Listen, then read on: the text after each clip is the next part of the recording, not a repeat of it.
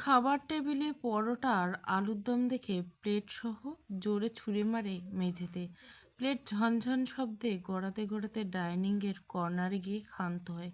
ভয়ে সোহা চোখ বন্ধ করে কান চেপে ধরে বসে পড়ে। কি বলবে? শব্দগুচ্ছ সাজাতে হিমশিম খাচ্ছে। গলা দিয়ে আওয়াজ বেরোচ্ছে না। সব কিছু দলা পাকিয়ে গলার মধ্যে যেন আটকে গেছে।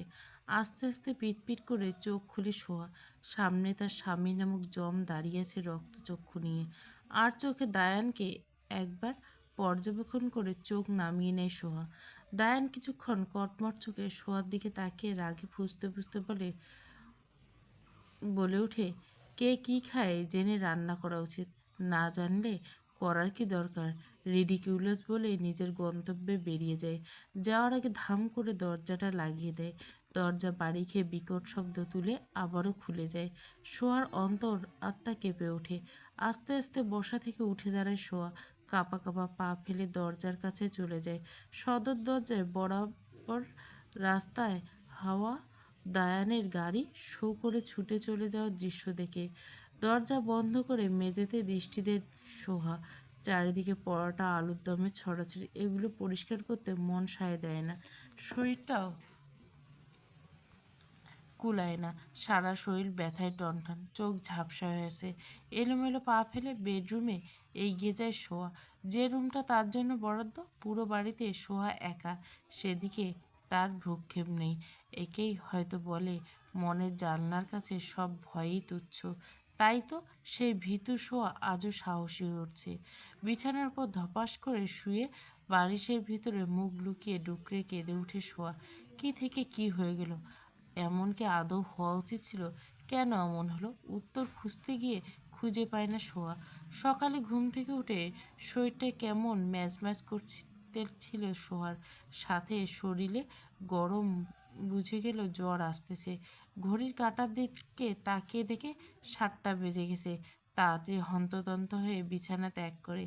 সকাল 9টায় দায়ানের কাজের সময় নয়, এখনই রান্না চাপাতে হবে, নয়তো খেয়ে যেতে পারবে না। জামিলা খালা নাই, তাই যা করার তাকেই করতে হয়েছে।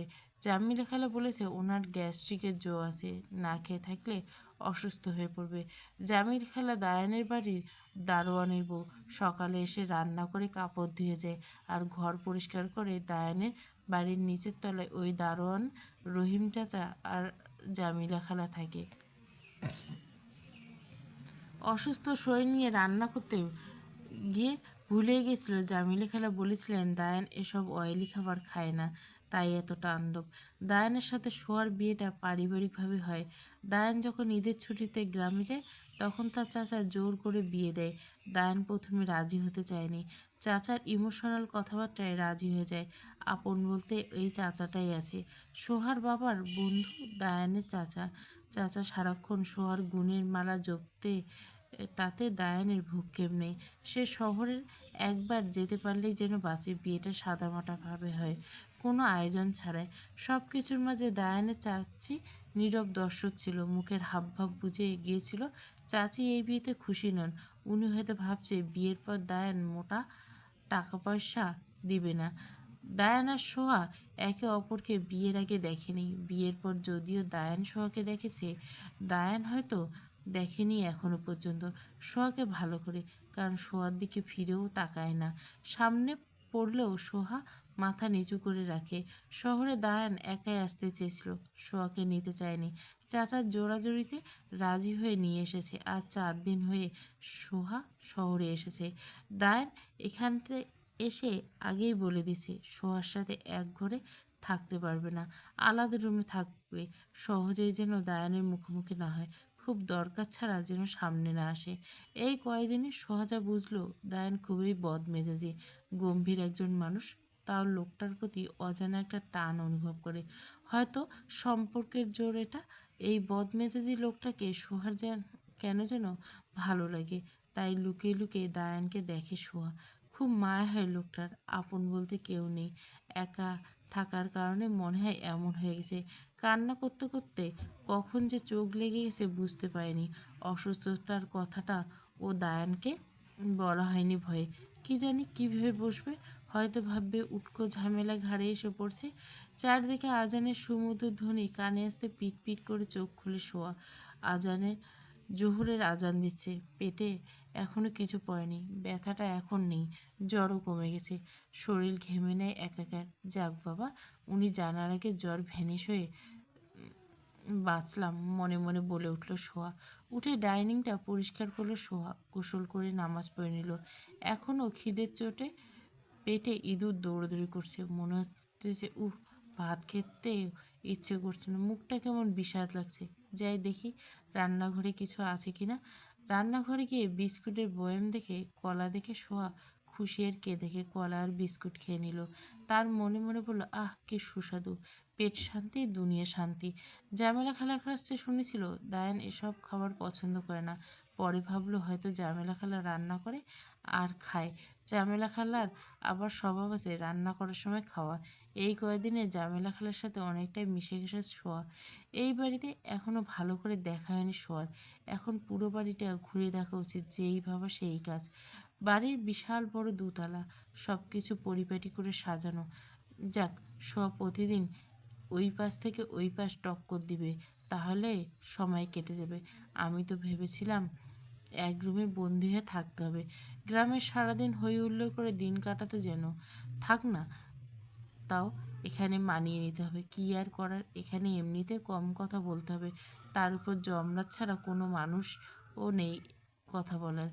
এসব ভেবে মনটা খারাপ হলে গেলে শোয়া এমনিতে সাদাসিধে হলো, কথা বলা আর চঞ্চলতায় পটু, যার কিছুতেই দেখাতে পারতেছে না এইখানে। এসব ভাবতে ভাবতে সব বাড়ি থেকে দেখতে শুরু করলো। প্রথমে ছাদে, বিকেল হয়ে এসে সূর্যের তাপ কমে গেছে, ছাদে তেমন কিছু পেল না শোয়া। কর্নারের সাইডে একটা ছোট্ট দোলনা, ওটা দেখে দৌড়ে গিয়ে ধপাস করে বসে পড়লো আর দোল খেতে লাগলো। কিছুক্ষণ দোলনায় বসে দোল খেয়ে উঠে পড়লো। কি মনে করে ছাদের কিনারে গিয়ে নিচে উকি দিল। নিচে বাড়ির সামনে যা দেখলো তাতে শোয়ার চক্ষু চড়ক গাছ। দৌড়ে নিচে নামলো। বাড়ির সামনে বড় বাগান, কত রকমের ফল ও ফুলের গাছ। কিন্তু একটা বিষয় খুব খারাপ লাগলো, সব গাছপালাগুলো আগাছায় ভরপুর। অনেক গাছ যত্নের অভাবে মৃতপ্রায়। কোনো কিছু না ভেবে বাগান সাফ করার কাজে নেমে পড়লো। ওড়নাটা কোমরে পেঁচিয়ে রেখেছে। প্রথমে ফুল গাছগুলো পরিষ্কার করতে লাগলো। মরা ফুল গাছগুলো ডাল ভেঙে সরিয়ে দিল। গাছের আগাছায় মাটি দিয়ে দেয়, আগাছাগুলো পরিষ্কার করে দেয়। হঠাৎ পেছন থেকে কারো গলা শুনে ভয় পেয়ে যায় শোয়া। তাকিয়ে দেখে বাড়ির দারোয়ান রহিম চাচা। মা জননী, আপনি এখানে কি করতেছেন? রহিম চাচা, তেমন কিছু না চাচা, বাগানটা সাফ করতেছিলাম। ও আচ্ছা, ঠিক আছে, কিছু দরকার হলে আমায় অবশ্যই বলবেন মা জননী। জি চাচা। আগে বড় ম্যাডাম থাকতে বাড়িটা ফুলের রাজ্য মনে হতো। এতদিন এসব দেখাশোনায় কেউ ছিল না, এখন মনে হচ্ছে বাড়ির প্রাণ আবার ফিরে এসেছে। আসলে মানুষ সে এসে গেছে। সব বোঝে চাচা তার শাশুড়ি মায়ের কথা বলছে। হ্যাঁ চাচা, এখন থেকে বাড়িটা সত্যিকারে বাড়ি করে তুলবো আমি, আবার আগের মতো দোয়া করবেন। অবশ্যই মা জননী।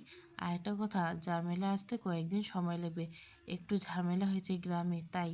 আচ্ছা, কোনো সমস্যা নেই চাচা। কথাটা বলে রহিম মিয়া আবার নিজের কাজে চলে যায়। সোহা আবার নিজের কাজে মন দেয়। বাগান পরিষ্কার করা শেষ হলে উঠে দাঁড়ায় সোহা। এখন এদিকটা কিছুটা বাড়ি বাড়ি মনে হচ্ছে। এতক্ষণ মনে হচ্ছিল ভুলে জঙ্গলে চলে এসছে। বাগানের ডান পাশে দেখা যায় একটা দোলনা রাখা। সোহা গিয়ে ওখানটায় বসে পড়ে। এতক্ষণ কাজ করে হাঁপিয়ে গেছে। অন্ধকার নেমে পড়ছে, চারিদিকে আজান দিচ্ছে। আজান শুনে আঁতকে উঠে সোহা। ভূতের ভয়ে তাড়াতাড়ি বাড়ির ভিতরে পা চালায় আর নিজে নিজে বিড়বিড় করে বলতে লাগে, মানলাম তুই একা মানুষ, তাই বলে বাড়ির দিকে নজর দিবি না? সারা জীবন তো আর একা থাকতি না, বাড়িতে কোনো না কোনো দিকে কোনো খেয়াল নেই, সারাদিন বাইরে পড়ে থাকে কাজ নিয়ে। ওর নাম ওনার নাম দায়ান, কোন হিসেবে রাখলো আমি বুঝে পাই না, বদমেজাজি একটা। এর নাম দায়ান না রেখে দানব রাখা উচিত ছিল। চারদিকে শুনশান নীরবতা, কেমন কোলাহলহীন। মজার বিষয় হলো কারো কাছে এই নীরবতাটা উপভোগ্য বিষয়, আর কারো কাছে গা কাটা দেওয়ার মতো। দায়ান তার অফিস রুমে গভীর চিন্তায় ব্যস্ত, বুঝতে পারে শোয়ার সাথে বাড়াবাড়ি করে ফেলছে। তারই বা কী করাছে? সে চায়নি তার এই অভিশপ্ত জীবনে কাউকে জড়াতে, তাই এই তিক্ত জীবন থেকে নিজেই তো মুক্তি চায়। কিন্তু কি করে কি হয়ে গেল? আসলে মানুষ যেটা চায় না, প্রকৃতি মনে হয় উঠে পড়ে লাগে এটাই ঘটানোর জন্য। তার উপর গত কয়েকদিন ধরে মেজাজ চড়া হয়েছে। বিজনেসের 100% নিশ্চিত হয়ে যাওয়া ডিলগুলো হাতছাড়া হয়ে যাচ্ছে। এত নিরাপত্তার পর অফিসের ইনফরমেশন বাইরে লিক হচ্ছে। কেউ যে পিঠ পিছে চাল চালতেছে বুঝতে পারছে। জাস্ট আর কয়েকটা দিনের অপেক্ষা। বিশ্বাসঘাতকের শাস্তি কি করে দিতে হয় দায়ান ভালো করে জানে। এসব ভাবনার মাঝে দায়ানের ফোনটা বেজে উঠল। হ্যারিস বল। ডায়ানার খুব কাছের বন্ধু প্লাস পিএ। স্যার, এইদিকে কাজ সব শেষ, মিটিং সাকসেস হয়েছে। তোকে কতবার বলেছি আমাকে স্যার বলবি না, অভ্যাস হয়ে গেছে দোস্ত। তুই কোনোদিন শুধরাবি না। আর শুনে খুশি হলাম ডিলটা আমরা পেয়েছি। আমি সঠিক মানুষকে দায়িত্বটা দিয়েছি। কথা বলার মাঝখানে দরজায় কেউ নক করলো। কামিং বলে আবার কথায় মনোযোগ দেয় দায়ান। সামনে তার অফিসের ম্যানেজার লিমন সাহেব এসে দাঁড়ান। রুশের কথা শেষ হয়ে ম্যানেজার থেকে জানতে চায় যা যা ইনফরমেশান কালেক্ট করতে বলেছিলাম করেছেন। স্যার, আর একটু টাইম লাগবে। ওকে, নেন, তবে সঠিক ইনফরমেশান যেন পাই। জি স্যার, বলে ম্যানেজার সাহেব বের হয়ে যান। দায়ান আবার কাজে মনোযোগ দেয়। পা টিপে টিপে বাসায় প্রবেশ করে শোয়া। সবগুলো আলো জ্বালিয়ে স্বস্তির নিঃশ্বাস নেয়। হাত পা ধুয়ে নামাজ পড়ে নেয়। এখন রাতের খাবার রান্না করা লাগবে ভাবতেই রান্নাঘরের দিকে এগোয়। দায়ানের জন্য কি রান্না করবে ভাবতে লাগলো। সকালে যা ট্রেলার দেখলো, রাতের খাবার মন মতো না হলে পুরো মুভি দেখাবে বুঝতে আর বাকি নেই। রাতের জন্য ভাতটাই উপযুক্ত মনে হলো। আগে চাল ধুয়ে ভাত বসায়। ফ্রিজ থেকে ইলিশ মাছ নিয়ে সর্ষে ইলিশ রান্না করলো। সাথে ডাল, রান্না করা খাসির মাংস, এটাই গরম করলো। সবই দায়ানের জন্য। সোয়া এসব খাবার তেমন একটা খায় না। নিজের জন্য সিম ভর্তা করলো ঝাল ঝাল করে। সব রান্না শেষ করে খাবার ডাইনিং টেবিলে সাজিয়ে রাখলো। কিছুক্ষণ ভেবে খেতে বসে পড়লো। দায়ানের জীবনও সোয়ার সাথে খাবে না, তাই অপেক্ষা করে লাভ নেই। খেয়ে ঘুমিয়ে পড়াই ভালো। খাওয়া শেষে সব কিছু গুছিয়ে ঢাকনা দিয়ে রেখে দিল। খাওয়ার পর শরীরটা যেন ক্লান্ত হয়ে গেছে আরও। চোখ আপনা আপনি বুজে আসছে, তাই আর দেরি না করে শুয়ে পড়লো। শোয়ার সাথে সাথে চোখে ঘুম পড়িরা এসে ভর করলো। দায়ান রাত 10টার দিকে অফিস থেকে বের হয়েছে। সাথে জ্যামে থাকায় আটকে আসতে 12টার কাছাকাছি বেজে গেছে। দরজার সামনে এসে ভাবলো কলিং বেল চাপবে, আবার কি মনে করে নিজের পকেট থেকে এক্সট্রা চাবি দিয়ে লক খুলে ভেতরে ঢুকে পুরো বাড়ি শুনশান নীরবতা। জান চারিদিকে চোখ বুলালো সোয়াকে দেখার আশায়, কিন্তু কারো কারো কোনো চিহ্ন দেখা গেল না। হয়তো ঘুমিয়ে পড়েছে। নিজের রুমে ঢুকে ফ্রেশ হয়ে ওয়াশরুমে ঢুকে পরে প্রচুর খিদে পেয়েছে। সকালে ওই কাণ্ডের পর আর খাওয়া হয়নি। নানান ঝামেলায় খাওয়ার কথা বেমালুম ভুলে গেছে। ফ্রেশ হয়ে রান্নাঘরের দিকে হাঁটা দিল। সকালের খাবার নিয়ে এমন করা উচিত হয়নি। এখন হাড়ে হাড়ে টেস্ট পাচ্ছে। কে জানে মেয়েটা রান্না করছে কিনা। জামেলা খালাটাও বাড়িতে নেই। রান্না করে খাওয়ার মতো এনার্জি পাচ্ছে না। রান্নাঘরে যাওয়ার টাইমে ডাইনিংয়ের দিকে চোখ যায় দায়ানের। অনেকগুলো প্লেট ঢাকনা দিয়ে রাখা। কৌতূহলে ঢাকনা ডাইনিংয়ে এগিয়ে যায়। ঢাকনা খুলে খাবার দেখে স্বস্তির নিঃশ্বাস ফেলে প্লেট নিয়ে দ্রুত খেতে বসে। একটা প্লেটে ভর্তা দেখে আর লোভ সামলাতে পারল না। অনেক দিন এসব খাওয়া হয় না। লোভে পড়ে খেতে গিয়ে বুঝতে পারলো কি ভুল করছে। নাক মুখ লাল হয়ে গেছে, কান দিয়ে যেন ধোঁয়া বেরোচ্ছে। এই মেয়ে মানুষ নাকি ডাকাত? বিড়বিড় করে বলতে লাগলো দায়ান। এমন ঝাল কিভাবে খায়? ভেতর দিয়ে সব জ্বলে গেলো। কান দিয়ে ধোঁয়া বের হওয়ার উপক্রম। পানি খেতে খেতে জান শেষ, আর সাহসে কুলোয়নি ভর্তা দিয়ে খাওয়া। বাকি আইটেম দিয়ে খাওয়া শেষ করে খাওয়া শেষে তৃপ্তির ঢেকুর তুলে অনেক দিন পর এ ধরনের খাবার খেলো দায়ান। মেয়েটার রান্নার হাত ভালো। খাওয়া শেষে রান্না করে প্লেটগুলো নিজ দায়িত্বে ধুয়ে রেখে আসে। নিজের রুমে দিকে দায়ান যাওয়ার টাইমে শোয়ার রুমের দিকে একবার তাকায়। মেয়েটা মনে হয় লাইট জ্বালিয়ে ঘুমিয়ে গেছে। আশ্চর্য, এত আলোর মধ্যে ঘুমায় কীভাবে? মনে মনে একবার ভেবেছিল মেয়েটাকে সরি বলবে, পরে আবার বদলে দেয়। ইগো এসে হানা দেয়। দায়ান আর কিছু না ভেবে রুমে এসে লাইট অফ করে শুয়ে পড়ে। মাঝরাতে হঠাৎ করে শোয়া ধরপড় করে উঠে বসে। গলা শুকিয়ে কাঠ। টেবিল থেকে পানির বোতল নিতে গিয়ে দেখে খালি। পানি আনতে মনে ছিল না, তাই বোতল নিয়ে রুম থেকে বের হয়ে পানি আনার জন্য। হঠাৎ তার সামনে কিছু একটা দেখে সোহার আত্মা কেঁপে ওঠে। আল্লাহ গো বলে এক চিৎকার মারে। দায়ান দৌড়ে গিয়ে সোহার মুখ চেপে ধরে। এই মেয়ে, আসতে। এত জোরে কেউ চেঁচায়? তোমার জন্যই মাঝরাতে নিজের বাসায় গণধোলাই খেতে হবে, এমনভাবে চেঁচাচ্ছ মনে ডাকাত পড়ছে। বলে সোহা মুখ থেকে হাত সরিয়ে একটু পিছিয়ে আসে দায়ান। দায়ান কল আসায় কথা বলতে বলতে সেও পানি নিতে এসেছিল, আর সোহা তাকে ভালো করে না দেখে চিৎকার করে দেয়। সব মিনমিনিয়ে বলে, আমি তো ডাকাতই ভেবেছিলাম। হোয়াট? বলে এইবার দায়ান চেঁচিয়ে ওঠে, এবার আপনি চেঁচাচ্ছেন কেন? এইবার তো আপনি মানুষ জড়ো করবেন। আর তাছাড়া মাঝরাতে তো চোর ডাকাতের তেনারাই ঘুরে বেড়ায়। আমার কথা আমাকে ফিরিয়ে দেওয়া হচ্ছে? আর what do you mean by তেনারা? এরা আবার কারা? দায়ানের কাছে এগিয়ে এসে আস্তে, এত জোরে তেনাদের নাম নিতে নেই, তারা কিন্তু আমাদের আশেপাশে থেকে। বলে সোয়া এদিক ওদিক তাকায়। দায়ান তো পুরো অবাক। এই মেয়ে বলে কি, এই তেনারা আবার কারা? তেনাদের আপনি চেনেন না? না, দায়ানের সোজা উত্তর। আসলে চেনে না? আরে না বাবা, কতবার বলবো। কিন্তু আপনার তো চেনার কথা। মানে? মানে আমি তো ভেবেছিলাম আপনি তাদের দলেরই লিডার। বলে সোয়া রুমের দিকে ভোঁ দৌড় দেয়। দায়ান অবাক হয়ে সোয়ার যাওয়ার দিকে তাকিয়ে রইল। কি বলে গেল মেয়েটা? রুমে এসে ঠাস করে দরজা লাগিয়ে দেয় সব। বাপরে, তোর এত সাহস আছে বলতে হবে, তুই কাকে কি বলতে এসেছিস? নিজেই নিজেকে জিজ্ঞাসা করে পরক্ষণে নিজের হাত আপনা আপনি ঠোঁটে চলে যায়। ভাবতে শরীর মন অজানা অনুভূতি শিহরিত হয়। দায়ান এতক্ষণ আমার এত কাছে ছিল, ঠোঁটের উপর হাত রেখে ছিল। ভাবতেই ঠোঁটের কোণে স্মিত হাসি খেলে গেল। অন্যদিকে দায়ান সোহার যাওয়ার পানে তাকে আহাম্মকের মতো তাকিয়ে রইল। এই মেয়েকে পাগল নাকি? কে আজে বাজে বকে গেল? সব মাথার উপর দিয়ে গেল। এই মেয়েকে দেখি কথার গোডাউন। আপন মনে ভাবতে ভাবতে নিজের রুমে চলে যায়। এখন একটা আরামের লম্বা ঘুম দরকার। ভোরের স্নিগ্ধ রোদ পড়তেই ঘুম ভেঙে যায় দায়ানের। চারিদিকে পাখির কিচিরমিচির, আনমরা ভেঙে উঠে দাঁড়ায়। ফ্রেশ হয়ে জগিং স্যুট পরে বেরিয়ে পড়ে জগিং করতে। বাড়ির সামনে আসতে বাগানের দিকে তাকিয়ে থমকে দাঁড়ালো দায়ান। বাগানটা পরিষ্কার পরিচ্ছন্ন। চাচা চাচা বলে জোরে দারোয়ান চাচাকে ডাকতে লাগলো। রহিম চাচা ডাক শুনে দৌড়ে আসে, হাঁপাতে হাঁপাতে জানতে চায়, কী হয়েছে দায়ান বাবা? তোমার কিছু লাগবে? না চাচা, কিচ্ছু লাগবে না। তুমি কি কারো হাতে এই বাগান পরিষ্কার করেছ? ধরা কলে জানতে চায় দায়ান। দৃষ্টি এখনো বাগানের দিকে। কষ্টে বুকটা ফেটে যাচ্ছে দায়ানের। কিছু মধুর স্মৃতি আর কিছু বিষাক্ত স্মৃতি বুকে এসে হানা দেয়। ভিতরটা অস্থির হয়ে ওঠে। চোখের কোণে জল টইটুম্পুর। তবুও একটু ছোঁয়া লাগার অপেক্ষায় যেন আছে। ছোঁয়া লাগলেই টুপ করে পড়ে যাবে। চোখ পিটপিট করে পানি আটকানোর চেষ্টা করে দায়ান। কতই না ভালো ছিল সেই মধুর দিনগুলো। তখন দায়ান ভাবত সে পৃথিবীর সবচেয়ে সুখী মানুষদের মধ্যে একজন। আর এখন সবই কল্পনা। একটা ঝড় লণ্ডভণ্ড করে দিল। একটা সুখী ফ্যামিলি শেষ হয়ে গেল।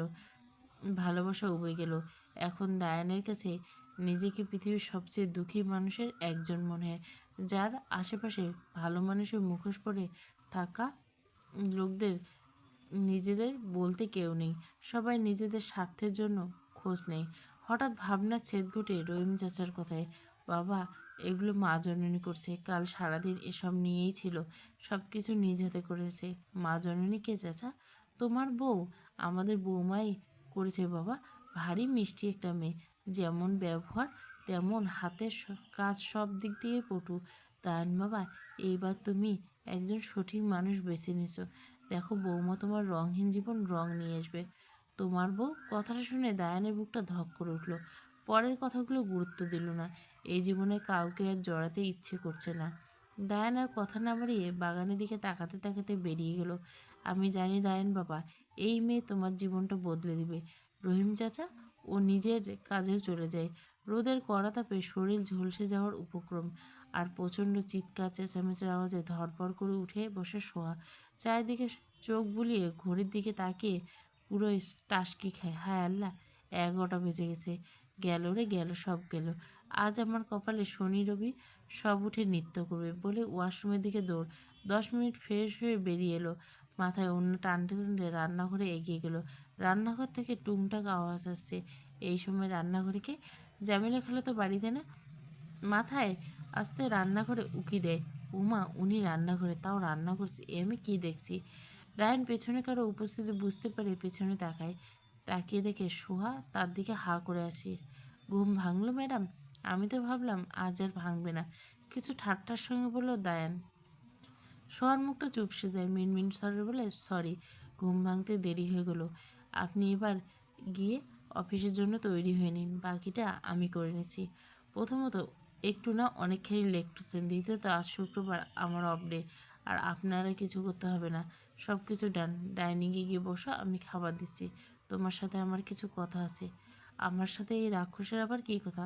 না জানি কি বলে, আমাকে আবার বাড়ি থেকে বের করে দিবে না তো? শোয়ার ভাবনার মাঝে দায়ান বলে উঠল, কী হলো, যাও গিয়ে বসো। নিজের চেয়ার টেনে বসে পড়ে। শোয়াকে চোখের ইশারায় চেয়ারে বসতে বলে শোয়া আস্তে আস্তে গিয়ে বসে পড়ে।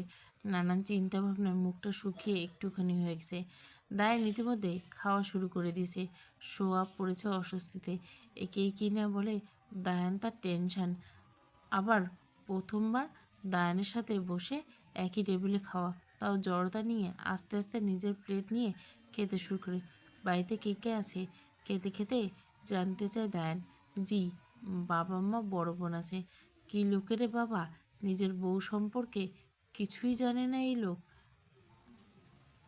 না জেনেই বিয়ে করে নিল, আজব। মনে মনে কথাগুলো বলল সোহা।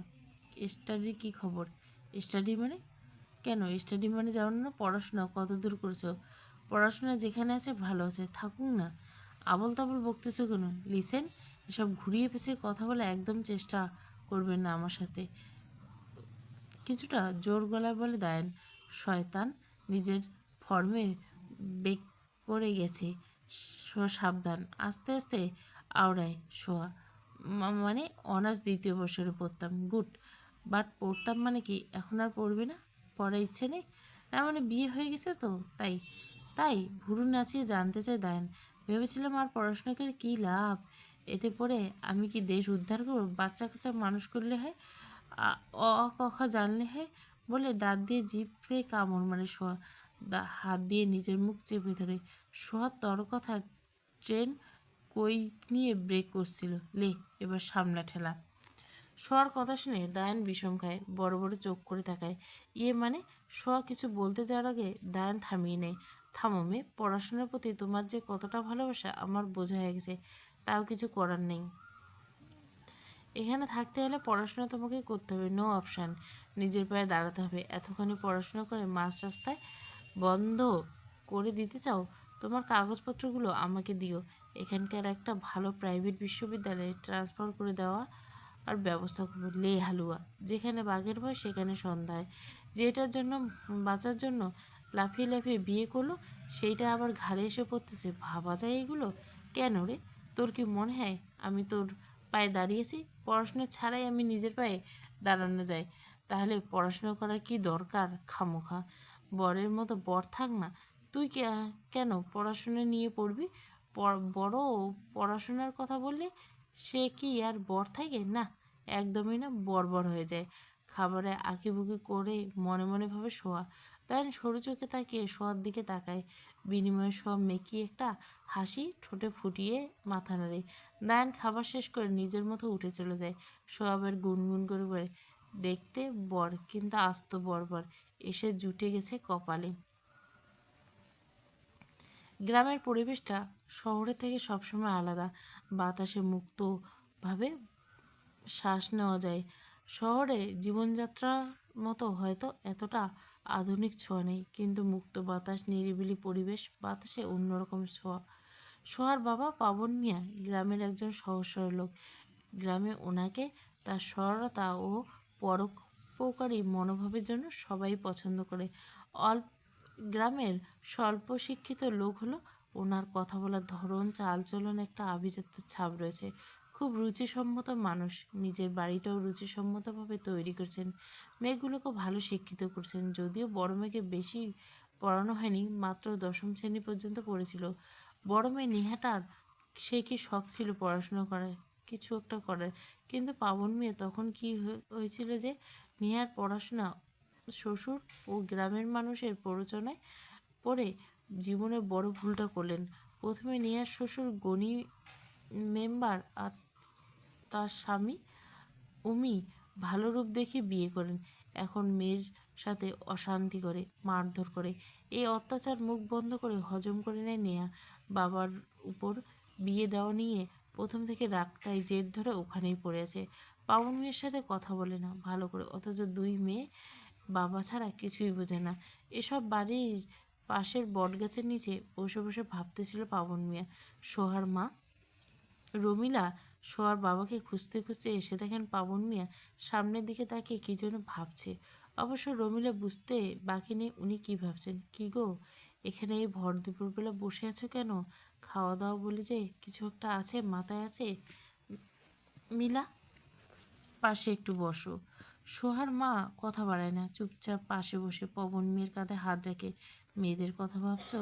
ফোন করলেই তো পারো, সোহাটার সাথে কথা বলিয়ে দাও না। মেয়েটা নতুন পরিবেশে গেছে, মানিয়ে নিতে পেরেছে কিনা কে জানে। তাও যে চঞ্চল স্বভাবের, ওরে নিয়ে বড্ড ভয়। আমার নেহাটা যেমন শান্তশিষ্ট, সোহাটা তেমনই চঞ্চল। আমি কি আবারও আমার ছোট মেয়ের সাথে একই ভুল করলাম নেহার মা? এসব তুমি কি বলতেছো? এসব আজে বাজে ভাবনা মাথায় আইনো না তো, বাড়ি চলো। তুমি দেখো না আমাদের দুই মেয়ে একদিন অনেক সুখী হবে, বা আমার দোয়া বিফলে যায় না। এখন বাড়ি চলো, পরে দুই মেয়েকে ফোন দিয়ে কথা বলবে, মনটা ভালো লাগবে। চলো। একটা দীর্ঘশ্বাস ফেলে উঠে দাঁড়ায় দুজনেই। দুপুরে খাবার খেয়ে দায়ান নিজের রুমে কাজ করতেছিল। এমন টাইমসে রুশের কল আসে। হ্যাঁ রুশ, বলো, বাসায় পৌঁছেছি। হুম স্যার, সরি দোস্ত, কিছুক্ষণ আগে এসে ফ্রেশ হয়ে খেয়ে নি। এখন তোকে কল দিলাম। ও আচ্ছা, কাল তোর অফিসে আসা লাগবে না, একদিন রেস্ট নেই। কিন্তু অনেক কাজ জমে আছে। আর কিছু বলার আগে দায়ান বলল, চুপ থাক বেটা, একদিন রেস্ট নেই। আচ্ছা তুই যা, ভালো মনে করিস। আরেকটা শোন, হ্যাঁ বল। ভালো একটা প্রাইভেট বিশ্ববিদ্যালয়ের খোঁজ নিয়ে আমাকে জানা। তুই কি আবার পড়াশোনা করবি নাকি বুড়ো বয়সে? আবার তোর আবার পড়তে মন চাইলো? দোস্ত, এই বয়সে বাচ্চা পয়দা করবি, তাদের ভর্তি করাবি তা না? মজার ছেলে বলে রুশ। শাট আপ ইডিয়েট, মজা করবি না একদম। আমি মজার মুডে নেই, শোয়ার জন্য বলছি। ও তাই বল, ভাবিকে ট্রান্সফার করবি? ভাবির সাথে মিট করতে পারলাম না। তোর বাসায় দাওয়াত দে তাড়াতাড়ি, ভাবির হাতে রান্না খাবো। এসব বাদ দে। তুই জানিস বিয়েটা আমি কি পরিস্থিতিতে করতে হয়েছে আমার। আমি চাই মেয়েটা নিজের পায়ে দাঁড়াক এবং নিজের লাইফটা গুছিয়ে নিক।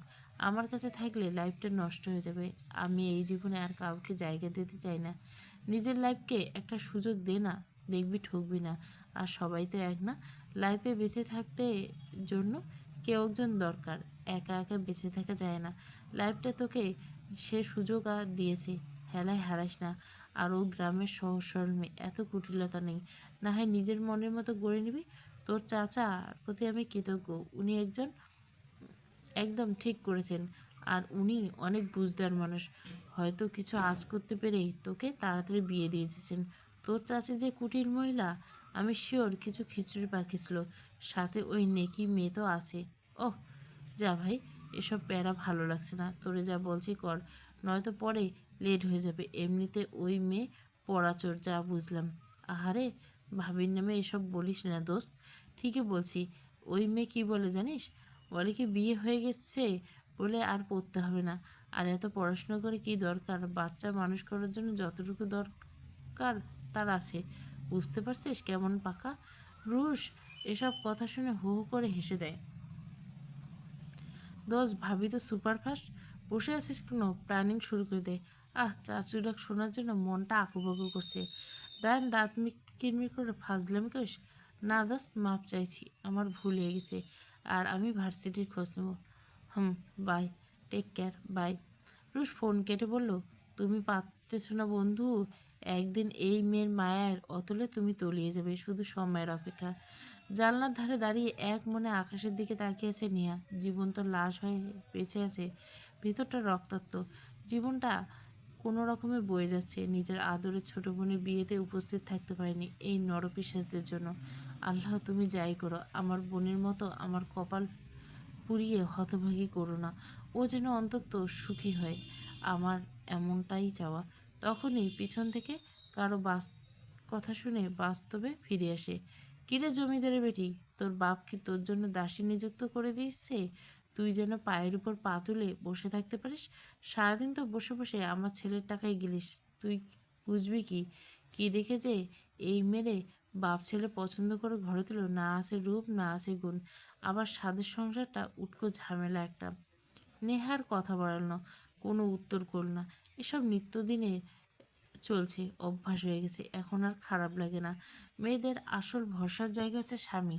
সে যখন পাশে থাকে শ্বশুরবাড়ির লোক তেমনই হয়, যতই হোক না কেন বলুক গায়ে লাগে না।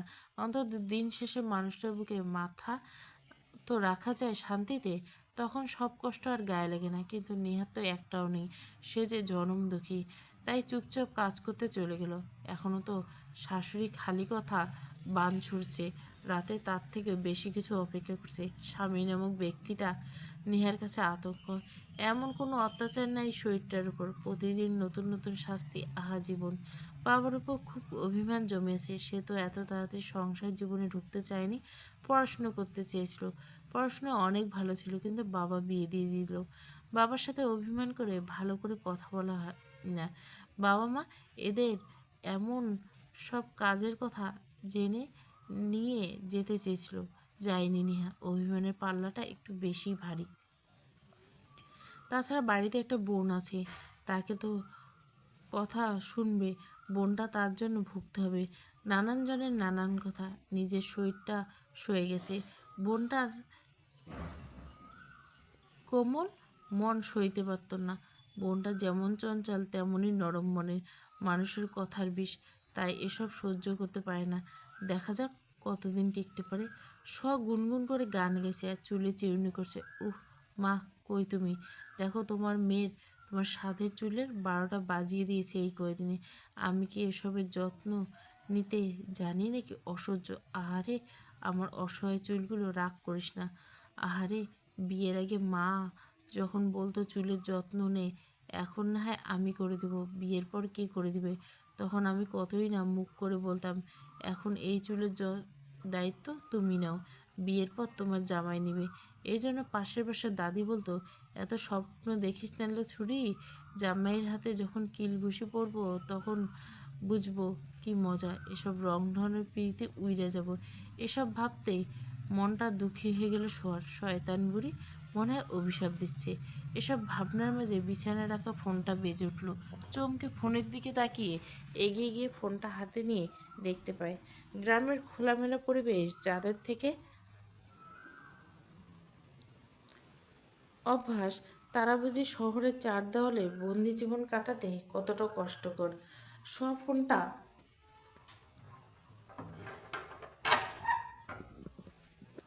হাতে নিয়ে দেখে সোয়ার বাবার কল। সোয়াকে আর কে পায়? খুশিতে লুঙ্গি ডান্স করতে ইচ্ছা করতেছে। তাড়াতাড়ি ফোনটা রিসিভ করে ওপাশ থেকে কিছু বলার আগে, হ্যালো আব্বু, ভালো আছো? আম্মু কেমন আছে? আপু কি আমায় ভুলে গেছে? তোমাদের কত মিস করি, আমার গ্রামেরটাকে মিস করছি। ঠোঁট উল্টে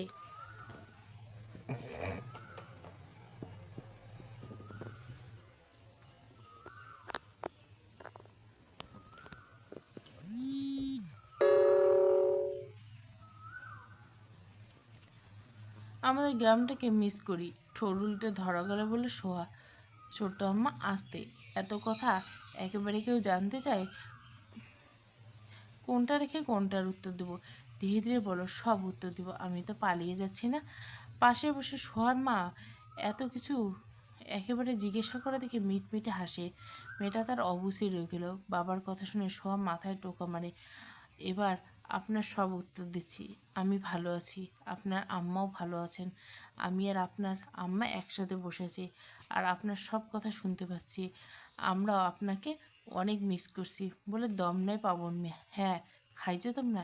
হ্যাঁ হ্যাঁ ছোটো আম্মা, খেয়ে আপনাকে কল করলাম। আপনি খাইছেন? খেয়েছি, মায়ের হাতের রান্না করা খাবার খুব মিস করছি। এবার সোহার মা বলে, এখন একটু একটু মিস করবা, ধীরে ধীরে সব ঠিক হয়ে যাবে। আর বাড়িতে আসলে তো সব পছন্দের রান্না করে খাওয়াবো, ঠিক আছে? হুম। ছোটো করে উত্তর দেয় সোয়া।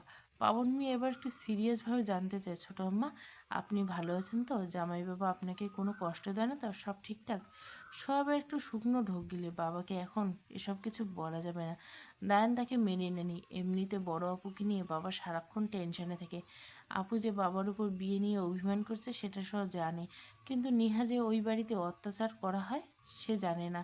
জানলে হয়তো নেহা স্বামীকে সে মেরেই ফেলতো। না আব্বা, আমি খুব ভালো আছি, উনি খুব ভালো মানুষ, আমার অনেক খেয়াল রেখে। পাবন মিয়া এবার হাঁপ ছেড়ে বাঁচলেন। যাক, তার ছোটো মেয়েটা ভালো আছেন। ছোটো মেয়েকে নিয়ে এবার নিশ্চিন্তে তিনি। জানো বাবা, উনি আমাকে আমার এখানকার ভার্সিটিতে ভর্তি করে দেবেন।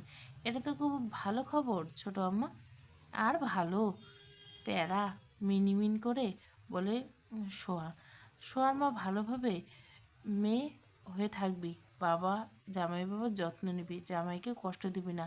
মনে রাখবি বাবা মার পরে সে তোর একান্ত আপন মানুষ, তোর নিজের মানুষ।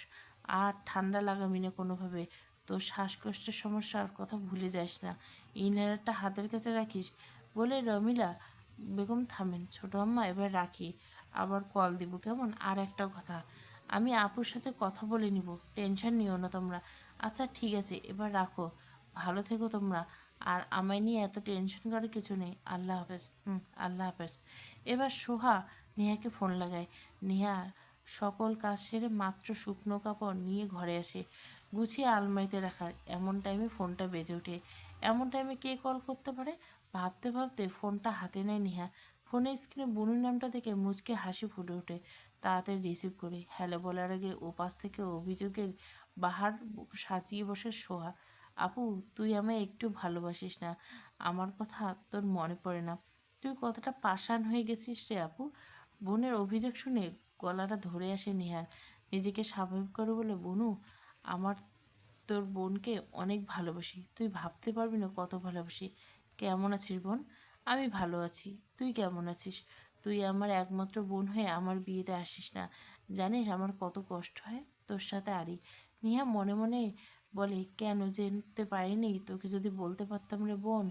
আমি তো যেতে চেয়েছিলাম, কিন্তু ওই পাষাণগুলো দেয়নি, আটকে রেখেছিল। বোন আমার, রাগ করিস না, একদিন তোকে সব বলবো, ঠিক আছে? আর কিছু বলার আগে বাইরে অমির গলার আওয়াজ শুনতে পাই, তাই তড়িঘড়ি করে,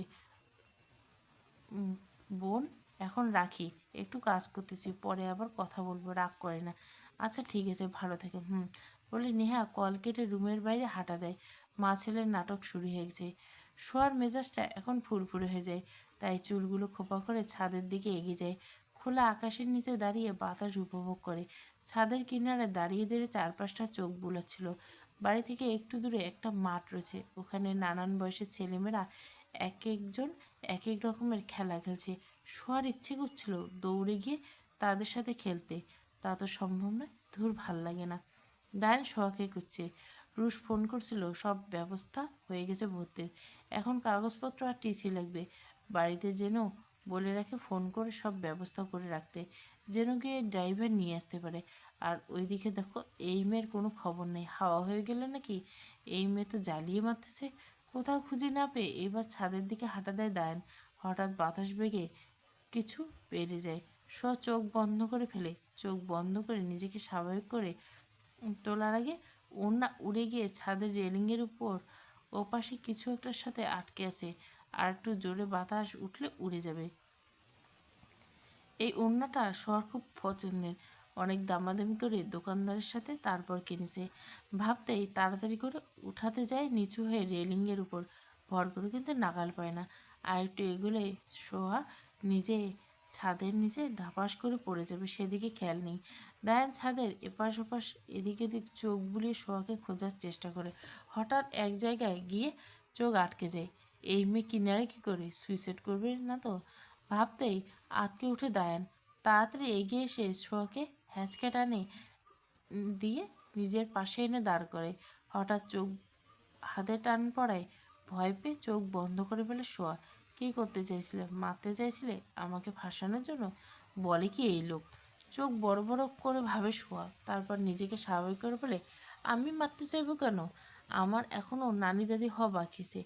এই মেয়ে সবসময় সিরিয়াস টাইমে মজার মোটে থাকে, এর মধ্যে আবার সিরিয়াসনেসের শটাও দেখতে পায় না দায়ন। হাফ পাগল মেয়ে কোথাকার। দায়ন শোয়ার দিকে চোখ সরিয়ে আশেপাশে তাকালে রাগে কপালে রগ উঠে ফেলে। পাশের বাড়ির ছাদ থেকে একটা ছেলে শোয়ার দিকে তাকিয়েছে। দায়ন এবার শোয়ার দিকে পূর্ণ দৃষ্টিতে তাকায়। এইবার রাগটা যেন আবার বেড়ে যায়। শরীরে ওড়না না দেখে দাঁতে দাঁত পিষে বলে, কী করতেছিলেন? ওই ছেলের দিকে আঙ্গুল তাক করে বলে, নিজের রূপ দেখিয়ে মানুষের চক্ষু শীতল করতেছিলে? সোয়া দায়ানের আঙ্গুল বরাবর তাকায়। তাকিয়ে দেখে ছেলেটা তার দিকে তাকিয়েছে। এবার নিজের দিকে খেয়াল করে তাড়াতাড়ি দুই হাত দিয়ে নিজেকে ঢাকার চেষ্টা করে। দায়ানের দিকে তাকিয়ে বললে, বিশ্বাস করুন, আমি ওই লোকটাকে এতক্ষণ দেখিনি, মাত্র দেখলাম। আমার ওড়নাটা আঙ্গুল দিয়ে দেখিয়ে বলে, ওইখানে আটকে পড়েছে। হঠাৎ করে বাতাস এসে উড়ে গেছে। Go to hell you and your so called ওড়না। রুমে যাও রাইট নাও। আমার ওড়নাটা আমি উঠিয়ে চলে যাব, বিশ্বাস করুন, একটু বেশি সময় নেব না। আমার অনেক সাধের ওড়না এটা, এটা নিতে দিন প্লিজ। নয়তো আপনার তো অনেক বড় হাত, আপনি একটু উঠিয়ে দিন না। আমার হাত দিয়ে নাগাল পাচ্ছি না ঠোঁট উল্টে। একে তো শোয়া দায়নের সামনে এই রূপে দাঁড়িয়েছে, তার উপর মেয়ের ঠোঁট উল্টানো দেখে দায়নের মাথা কাজ করে বন্ধ করছে। নিজেকে কন্ট্রোল করে চোখ বন্ধ রাখে। কয়েকবার জোরে জোরে শ্বাস নিয়ে এদিক ওদিক মাথা ঘুরে স্বাভাবিক করার চেষ্টা করে নিজেকে। তারপর চোখ খুলে আস্তে করে বলে, রুমে যাও। চলে যাব তো, ওড়নাটা নিয়েই চলে যাব। ওড়না লাগবে না, এরকম আরও 100টা এনে দেবো, খুশি? এইবার রুমে যাও। ওগুলোতে আর এটাতে হবে না, এটার মতো হবে। রুমে যেতে বলছি, গো ফাস্ট। কিন্তু আমার ও বাকিটা আর শেষ করতে পারল না। দায়ান রাগে লাল হয়ে যাওয়া চোখ এই ছেলে দিকে রাগেই লোক নিয়ে তাকায়।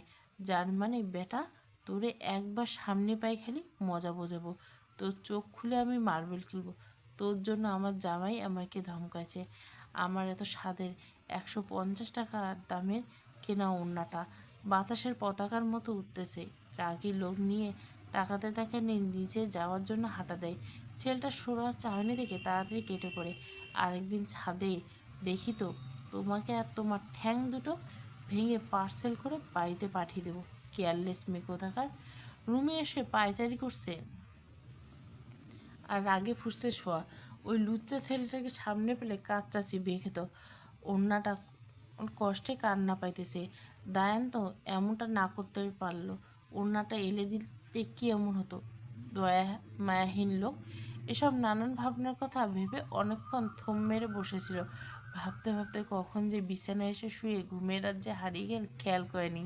পেটে খিদে থাকায় ঘুমটা ভেঙে যায়। আনমোড়া ভেঙে উঠে বসে ঘড়ির দিকে তাকিয়ে 9টা বেজে গেছে। ফ্রেশ হয়ে রুম থেকে বেরোয়। রান্নাঘরে যাওয়ার টাইমে সোফার রুমে চোখ যায়। দায়ান সবাই পা তুলে বসে, পায়ের উপর ল্যাপটপ নিয়ে এক মনে কাজ করছে। দেখো এনাকে ভালো করে, এনার থেকে ভালো মানুষ আর একটাও নেই। যেন ভাজা মাছটা উল্টো করে খেতে যায় না, পরে মুখ ভেঙচি দিয়ে চলে যায়। দায়ান শোয়ার উপস্থিতি টের পেয়ে একবার চোখ তুলে তাকায়। শোয়া রান্নাঘরে যাচ্ছে, তাই সে আবার ল্যাপটপে চোখ রেখে কাজে মনোযোগ জাগে। প্রায় 1 ঘন্টা পর শোয়া রান্নাঘর থেকে বের হয়, হাতে খাবারের প্লেট সব সাজিয়ে ডাইনিংয়ে রাখে।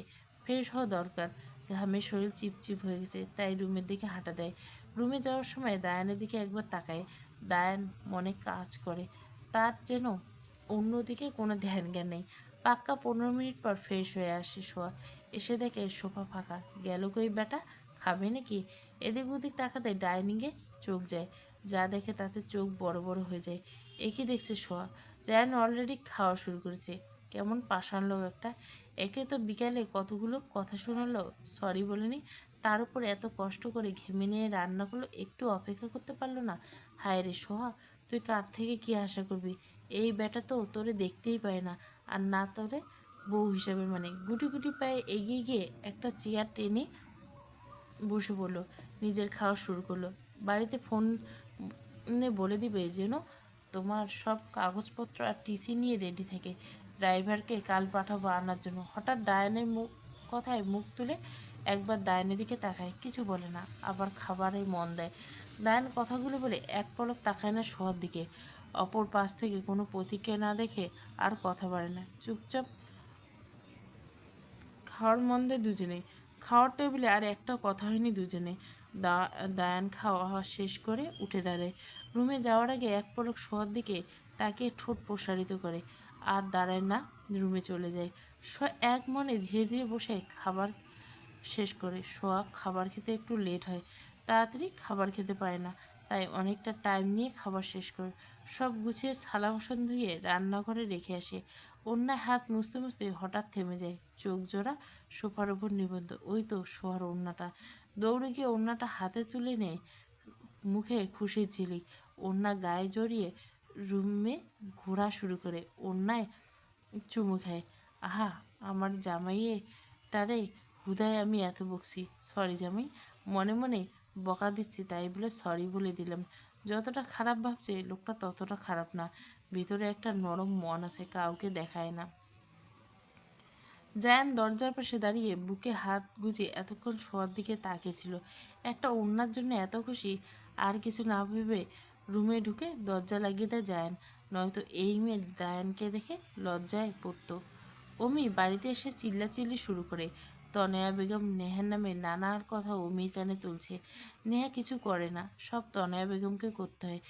একটা কাজেও হাত লাগে না, কিছু বললে মুখে মুখে তর্ক করে, ভালো ভালো খাবারগুলো বেছে বেছে খেয়ে ফেলে। প্রতিদিন ছেলের বাড়িতে আসার পর ওনার প্রধান কাজ এটাই, ছেলের কানে নিহার নামে বিষ ঢালা। অথচ একটা কথাও সত্যি না, সারাদিন গাধার মতো খাটে নিয়ে একটু বিশ্রাম নেওয়ার জো নেই। তনয়া বেগম একটা কাজ শেষ হওয়ার আগে আর একটা সামনে এনে রাখে, খাবার মুখে দেওয়ারও সময় পায় না।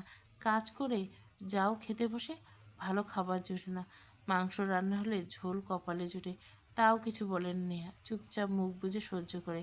অমি বিয়ের প্রথম কয়দিন এমন ছিল না, নেহার সাথে খুব ভালো ব্যবহার করতো, কেয়ার করতো, কিন্তু ধীরে ধীরে সব পাল্টে গেল। তনয়া বেগম কানে নেহার নামে বদনাম করতে লাগলো। মা অন্তঃপ্রাণ অমি, মায়ের কথা বিশ্বাস করতো, আর নেহাকে শারীরিক মানসিকভাবে অত্যাচার করতো। তোর সাহস তো অনেক বেড়ে গেছে দেখছি, তুই আমার মার হাতে সব কাজ করাস কোন সাহসে? তোকে আমি বাড়িতে সাজিয়ে রাখার জন্য এনেছি? সারাদিন বাড়িতে থেকে কী করিস? কোন নাগরের সাথে আলাপ করস ঘরে বসে? খেয়ে খেয়ে তো শরীর তাজা করছিস। আজ থেকে দিনে একবেলা খাবার খাবি বলে নেহার চুলের মুঠ শক্ত করে ধাক্কা দিয়ে ফেলে দেয়।